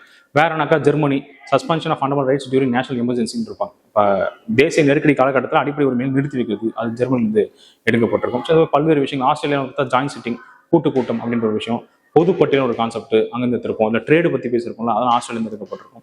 இந்த மாதிரி எல்லா இன்ஃபர்மேஷனும் நீங்கள் பார்த்துருப்பீங்க. ஸோ அந்த இன்ஃபர்மேஷன்ஸ் நீங்கள் தெளிவாக தெரிஞ்சு வச்சிருக்கீங்களான்ற செக் பண்ணுறதுக்கான ஒரு கொஸ்டின் தான் அந்த கொஸ்டின். நெக்ஸ்ட் 39th கொஸ்டின் பாருங்க. இது ரொம்ப முக்கியமாக நீங்கள் பார்த்துக்கணும். இதுக்கு முன்னாடி வந்து பாருங்க, இந்த தொகுதியில் இந்த பாயிண்ட் இருக்குல்ல, ஸ்டேட் ரீஆர்கனைசேஷன் இருக்குல்ல, மாநில மறுவரையறை இருக்குல்ல, மாநில மறுவரையை செய்யறதுக்கு முன்னாடி கான்ஸ்டிடியூஷன் என்ன பண்ணியிருப்பாங்க அப்படின்னு பாருங்க. இப்போ இந்த பாயிண்ட் பாருங்க, ஆளுநருடைய கட்டுப்பாட்டில் இருக்கக்கூடிய மாகாணங்கள் தான் பகுதி A மாகாணங்கள். இது வந்து பார்த்தா 4 சட்டமன்றங்களுடைய சுதேச அரசுகள். எந்தெந்த சுதேச அரசு நிறைய இருந்துச்சு, எந்தெந்த சுதேச அரசுகள் சட்டமன்றத்தை வச்சிருப்பாங்களோ, சட்டமன்றம் ஒரு அவை இருக்கு, அந்த அவை இருந்துச்சுன்னா அதெல்லாம் வந்து பார்த்தா பார்ட் B வச்சிருப்பாங்க. இங்க இருக்கு பார்ட் B வச்சிருப்பாங்க. அது வந்து பார்த்தா இப்போ வந்து இங்க 3ல வரும். ஓகே, நெக்ஸ்ட் தலைமை ஆணையருக்கு கட்டுப்பட்ட மாகாணங்கள், சீஃப் கமிஷனருடைய கட்டுப்பாட்டில் இருக்கக்கூடிய மாகாணங்கள் இருந்துச்சு. அதெல்லாம் வந்து பார்த்தா பகுதி சீல் வச்சிருந்திருப்பாங்க. சரிங்களா? இதெல்லாம் வந்து பார்த்தா இங்க இருந்திருக்கும். அப்போ ஆப்ஷன் வந்து பார்த்தா 2. அந்தமான் நிக்கோபார் மட்டும் தனியாக ஒரு பகுதியாக வச்சிருப்போம். அதான் வந்து பார்த்தா பார்ட் D இப்படி இருக்கு. ஸோ இப்போ ஆப்ஷன் வந்து பாருங்க 4, 3, 2, 1 இப்படி இருக்கா. இப்போ இந்த பாயிண்ட் ஓகே, இதுக்கு வந்து கொஸ்டின் ஆன்சர் நம்ம தெரிஞ்சிச்சு. ஆப்ஷன் எங்க வந்துருச்சு, ஆப்ஷன் வந்து பார்த்தா D வந்துருச்சு. பட் இது எப்படி ஃபியூச்சர்ல என்னவா நம்ம மாத்திருப்போம் அப்படின்னு நான் சொல்றேன். இங்க பாருங்க, பகுதி 5 என்னன்னு சொல்லுங்க. பகுதி 5 என்ன, மத்திய அரசு. இது ஓகேவா? மத்திய அரசு பகுதி 5. பகுதி 6, 7, 8, 9 இப்படி இருந்துச்சு. இந்த பகுதி 6, 7, 8, 9 பாருங்க. பகுதி 6ல தான் இந்த இடத்துல என்ன இருந்துச்சு, டைப் A இருந்துச்சு, 7 வந்து பார்த்தா B இருந்துச்சு, 8ல வந்து C இருந்துச்சு, 9ல வந்து பார்த்தா D இருந்துச்சு. இப்படி இருந்துச்சு. பகுதி 9ல இதுக்கு முன்னாடி என்ன இருந்துச்சு, அந்தமான் நிக்கோபார் மட்டும் இருந்துச்சு. இந்த பார்ட் ABCDன்றது தான் 6, 7, 8, 9 வந்து பார்த்து இப்படி வச்சிருந்துருவோம். இப்போ அந்த 1956 இருக்குல்ல, 1956ல நவம்பர் 1ஆம் தேதி அந்த மாநில மறுசீரமைப்பு சட்டம் போட்டோமா, ஸ்டேட் ரீஆர்கனைசேஷன் ஆக்ட். இது என்ன செஞ்சுச்சுன்னா, இந்த 6ஐயும் 7ஐயும் ஒன்னாக்கி பகுதி 6ல நம்ம என்ன வச்சுட்டோம், மாநில அரசுன்னு வச்சுட்டோம், ஸ்டேட்னு வச்சுட்டோம். அப்போ பகுதி 7 இந்த இடத்துல என்ன ஆயிடுச்சு, காலி ஆயிடுச்சு. ஓகேவா? அதே மாதிரி இங்க Cயும் Dயும் ஒன்னாக்கி யூனியன் பிரதேசம் சொல்லிட்டு பகுதி 8ல வச்சாச்சு, பகுதி 9 என்ன ஆயிடுச்சு, காலி ஆயிடுச்சு. ஓகேவா? அதனாலதான் பிற்காலத்தில் 73வது சட்டத்திருத்தம் படி இந்த இடத்துல என்ன வந்துச்சு, பஞ்சாயத்து உள்ள வந்துடும். புரிஞ்சுச்சா? இந்த மாதிரி ஆச்சு. ஸோ இப்படி ஒரு விஷயத்த நீங்க வந்து பார்த்துக்கணும். அதான் வந்து பார்த்தா ஆப்ஷன் இடத்துல டி அப்படின்றத எக்ஸ்ட்ரா தெரிஞ்சுக்கோங்க. வேற என்னன்னு பார்த்தா 40வது கொஸ்டின் வந்துடலாமா? 40வது கொஸ்டின் பாருங்க. ஸோ இது வந்து ரைட் டு கான்ஸ்டிடியூஷனல் ரெமடிஸ் இருக்குல்ல, சரத்து 32 மற்றும் 226, சரியா? இந்த இது சம்மந்தப்பட்டிருக்கக்கூடிய ஒரு விஷயம் தான். இது மாதிரி தீர்வு காணும் உரிமை இருக்கு. ஸோ இதுல வந்து பொருந்தாதது தேர்ந்தெடுக்கணும். ஆர்டிகல் 32ன்றது சுப்ரீம் கோர்ட்டுக்கு இருக்கக்கூடிய ரெட் ஜூரிஸ்டிக்ஷன். அதே மாதிரி 226 அப்படின்றது ஹை கோர்ட்டுக்கு இருக்கக்கூடிய ரெட் ஜூரிஸ்டிக்ஷன். இதுல சம்மந்தப்பட்ட பாயிண்ட் பார்க்கலாமா? Writs are basics of fundamental rights தான், அடிப்படை உரிமையில் இருக்கக்கூடியது அந்த நீதி பிராணிகள். கரெக்டாக தான். இவை இல்லையெனில் இந்திய அரசமைப்பு செல்லாத அரசமைப்பு ஆகிவிடும் அப்படின்னு சொல்லுவாங்க. ஏன்னா அடிப்படை உரிமைகள் மீறப்படும் போது இதன் மூலியமா தான் நீங்க என்ன பண்ண முடியும், உங்க உரிமைகளை திரும்ப பெற முடியும். அப்ப இது இல்லைன்னா அரசமைப்பு செல்லாத ஒரு விஷயமா மாறிடும் அப்படின்னு சொல்லியிருப்பாங்க. ஓகே, கரெக்டாக தான். இந்திய அரசமைப்பின் இதயமும் ஆன்மாவும் அப்படின்ற மாதிரி, இதயமும் ஆன்மாவும் தான் விளங்குது அப்படின்னு சொல்லியிருப்பாங்க. ஹார்ட் அண்ட் சோல் அப்படின்ற மாதிரி அம்பேத்கரும் இந்த ஒரு கமெண்ட் வந்து பார்த்தா கொடுத்துருப்பாங்க. இது கரெக்ட். ஓகேவா? அரசியலமைப்புக்கு வாழ்க்கை தரும் ஒன்றாக இருக்கு. ஆனா லைஃப் கிவிங் ப்ரொவிஷன்ஸ் அப்படின்றது டிபிஎஸ்பி சொல்லுவாங்க. இது வந்து டிபிஎஸ்பி சொல்லுவாங்க. இதுக்கும் ஆர்டிகல் 32க்கும் சம்மந்தம் கிடையாது. அப்ப வந்து தவறா இருக்கிறது இதுதான். 4வது பாயிண்ட் எதை டிக்ளேர் பண்றது? டிபிஎஸ்பியோட கமெண்ட் அது, சரியா? ஸோ இந்த முதல் 3 பாயிண்ட் ரைட்டு, 4வது பாயிண்ட் மட்டும் தான் அது தவறா இருக்கு அப்படின்னு சொல்லி பார்ப்போம். ஒரு 41வது கேள்வி வந்துடலாமா? 41வது கேள்வி ஈஸி தான். அது வந்து எந்தெந்த டைம் பீரியட்ல எதெல்லாம் அடாப்ட் பண்ணிருக்கோம் அப்படின்னு தான். 24ல வந்து பார்த்தா தேசிய கீதம் மற்றும் தேசிய பாடல் ரெண்டுமே ஒரே டைம் பீரியட் தான். ஸோ இந்த பாயிண்ட் பொறுத்த வரைக்கும் 4. 25ல அது வந்து தேர்தல் ஆணையம் தான், ஆர்டிகல் 324 எலெக்ஷன் அப்படின்றது இந்த 3 வந்துருச்சு. ஜான் 26 நம்மளோட தேசிய சின்னத்தை நடைமுறைப்படுத்திருப்பாங்க. அதுக்கப்புறம் 28ல சுப்ரீம் கோர்ட், சரிங்களா? இது வந்து 1. ஸோ ஒரு ரிவர்ஸில் கொடுத்தாச்சு. 4321 அப்படின்றது இந்த 6th புக்ல இருக்கக்கூடிய ஒரு பேசிக் இன்ஃபர்மேஷன். இதுல விளக்கத்துக்கு ஒண்ணுமே உங்களுக்கு இருக்காது. ஈஸியஸ்ட் ஒரு கொஸ்டின். இதெல்லாம் ஒருத்தர் கூட நீங்க தவறே பண்ணக்கூடாது. ஓகேவா? அடுத்த கேள்வி போலாம். இந்த பாயிண்ட் பாருங்க. இந்த பாயிண்ட் பொறுத்த வரைக்கும் டிராப்டிங் கமிட்டியோடைய உறுப்பினர்கள்ல யார் வந்து இல்ல அப்படின்ற பொருந்தாதவர் யாரு அப்படி ஒரு கேள்வி கேட்கப்பட்டிருக்கு. டிராப்டிங் கமிட்டி பொறுத்த மொத்தம் எத்தனை பேர்? 7 பேர், 7 மெம்பர்ஸ். 7 மெம்பர்ஸ்ல ஃபர்ஸ்ட் வந்து சேர்மன் யாருன்னு பார்த்தா B.R. அம்பேத்கர். ஓகேவா? B.R. அம்பேத்கர் நமக்கு இது தெரிஞ்சிருக்கும். இதுல வந்து எந்த ஒரு டவுட்ஃபுல்லாக இருந்திருக்காது. இவர் வந்து சேர்மன். மீதி இருக்கக்கூடிய 6 பேர் யாரு அப்படின்னு சொல்லி பார்க்கலாம். இதில் நான் என்னவா ஷார்ட் கட்லாம் வச்சிருக்கோம் பார்த்தா கொஞ்சம் காமெடியாக தான் இருக்கும். எல்லா கிளாஸுமே நான் சொல்லிட்டேன். இருந்தாலும் இங்கேயுமே உங்களுக்கு நான் மேபி புதுசாக 1-2 பேர் வீடியோ பார்ப்பீங்க. இது ஈஸியாக ஞாபகம் வச்சு, இது ஒரு காமெடியான ஒரு ஷார்ட் கட் தான். அம்பேத்கர் வந்து பார்த்தா ஒரு ஆளை பார்க்க போறான்னு ஞாபகம் வச்சுக்கோங்க. அம்பேத்கர் அவர் ஆளை பார்க்க போறாரு அப்படின்னு நினைச்சுக்கோங்க. சரிங்களா? இப்படி ஞாபகம் வச்சுட்டு நான் நினைச்சிட்டேன். ஞாபகம் பார்க்க போறாரு. ஆளோட மூஞ்சி, மூஞ்சினா மூஞ்சி. ஓகே, அது எப்படி இருந்துச்சுன்னா சேடா இருந்துச்சு. சேடா இருந்ததை பார்த்து இவரு ஆயிட்டாரு, மேட் ஆயிட்டாருன்னு நினைச்சிட்டேன். இப்படி மேட் ஆயிட்டேன்னு சொல்லி கிருஷ்ணமாச்சாரிட்ட சொல்றாரு. இவ்வளவுதான் கான்செப்ட். ஓகேவா? இவ்வளவுதான். அம்பேத்கர் ஆளை பார்க்க போறாரு, மூஞ்சி சேடா இருந்துச்சு, அதை பார்த்து ஒரு மேட் ஆயிட்டேன் அப்படின்ற மாதிரி கிருஷ்ணமாச்சாரிட்ட சொல்றாருன்னு சொல்லுங்க. இவ்வளவு சிம்பிளான ஷார்ட் கட். அப்ப ஆள் என்னது? அல்லடி கிருஷ்ணசாமி ஐயங்கர். ஓகேவா? போறாருன்னு சொன்னல, போறான்னு கோன்னு சொன்னா அப்ப கோபாலசுவாமி ஐயங்கர். முடிஞ்சிச்சா? மூஞ்சினா என்னது? மூஞ்சி. இது வந்துருச்சு. ஓகேவா? சேடா இருந்தாலும் சாதுல்லா. சாதுல்லா அங்க இருக்க ஆப்ஷன்ல சாதுல்லா இல்லை. அப்ப சாதுல்லா அப்படின்னு தெரிஞ்சுக்கோங்க. மாதவராவ் இருக்காங்க ஆப்ஷன்ல. இப்படி இந்த மாதிரி இருக்குன்னு சொல்லி யார்ட்ட சொல்றாரு? டிடி கிருஷ்ணமாச்சாரிட்ட சொல்றாரு. அங்க இருக்காரு. அவ்வளவுதான். சரியா? அப்ப மீதி கூடிய ஆட்கள் இங்க தான். இங்க எடுத்தாச்சு. அல்லடி கிருஷ்ணசாமி ஐயங்கர், கோபாலசுவாமி அவரு, அப்புறம் கே முன்ஷி, முகமது சாதுல்லா, மாதவராவ், கிருஷ்ணமாச்சாரி. ஓகேவா? இந்த மாதிரி 7 பேர் மொத்தமா. இதுல வந்து HC முகர்ஜின்றது அந்த கான்ஸ்டியூண்ட் அசம்பிளியோட துணைத் தலைவராக செயல்பட்டவர். இவருக்கும் டிராப்டிங் கமிட்டி சம்மந்தமே இல்லை. அப்ப இவர் தான் வந்து பார்த்தா அந்த குரூப்ல டூப்பா இருக்கக்கூடிய ஒரு பர்சன். சரி, ஓகே. நெக்ஸ்ட் 43வது கேள்வி போலாமா? 43வது கேள்வி பாருங்க. இது வந்து இந்த மொழிவாரி மாகாணங்கள் நிறைய அமைக்கப்பட்டிருக்கும். அது தொடர்பாக இருக்கக்கூடிய விஷயங்கள்ல அது குரோனாலஜிக்கல் ஆர்டர்ல அரேஞ்ச் பண்ண சொல்லிருக்காங்க. இதுல வந்து பார்த்தா JVP கமிட்டி எஸ்கேதார் தான் ஃபர்ஸ்ட். எஸ்கேதார் தான் என்ன பண்ணிருப்பாங்க? ஜூன் மாசம் போட்டிருப்பாங்க 1948ல. அதுக்கப்புறம் அதை தொடர்ந்து அவங்க டிசம்பர்ல ரிப்போர்ட் வச்சிருப்பாங்க. அதே டிசம்பர் மாசத்துல அடுத்து இந்த கமிட்டி போட்டிருப்பாங்க 1948ல. பொட்டி ஸ்ரீராம்ல வந்து பாத்தீங்கன்னா உண்ணாவிரதம் இருந்ததுனால அதுக்கப்புறம் உருவாக்கப்பட்ட ஒரு கமிட்டி தான் இதுவும். டிசம்பர் மாசம் 1953 இருந்திருப்பாரு, போடப்பட்டிருக்கும். VN கிருஷ்ணா கமிட்டி வந்து பார்த்தா தெலுங்கானான்னு சொல்லி ஒரு ஸ்டேட் உருவாக்குறதுக்காக போடப்பட்டது 2010ல. சரியா? ஸோ இப்படி இருந்திருக்கும். ஸோ இதோட அறிக்கையெல்லாம் உங்களுக்கு தெரியும் நினைக்கிறேன். மொழியின் அடிப்படையில் பிரிக்கிறது ரொம்ப கஷ்டம் அப்படின்னு தான் எஸ்கேதார் சொல்லியிருப்பான். அதே மாதிரி இந்த பாயிண்ட் வந்து பார்த்தீங்கன்னா JVP கமிட்டி அதான் சொல்லிருக்கும், மொழியின் அடிப்படையில் பிரிக்கிறது ரொம்ப ரொம்ப கஷ்டம் தான். இவர் அடிஷனல் என்ன சொல்லிருப்பாங்க? நிர்வாகத்துக்கு ஏற்ற மாதிரி பிரிச்சுக்கோங்க, on basis of convenience of administration அப்படின்னு சொல்லியிருப்பாங்க.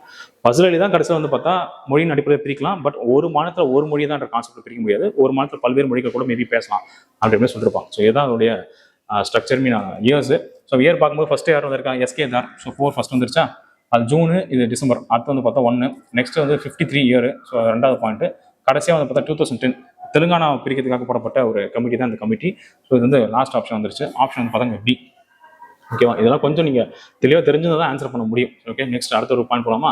இந்த பாயிண்ட் பாருங்க. சப் கிளாஸஸ் வச்சு கேள்விகள் கேட்கப்பட்டிருக்கு. So right to freedom of speech and expression.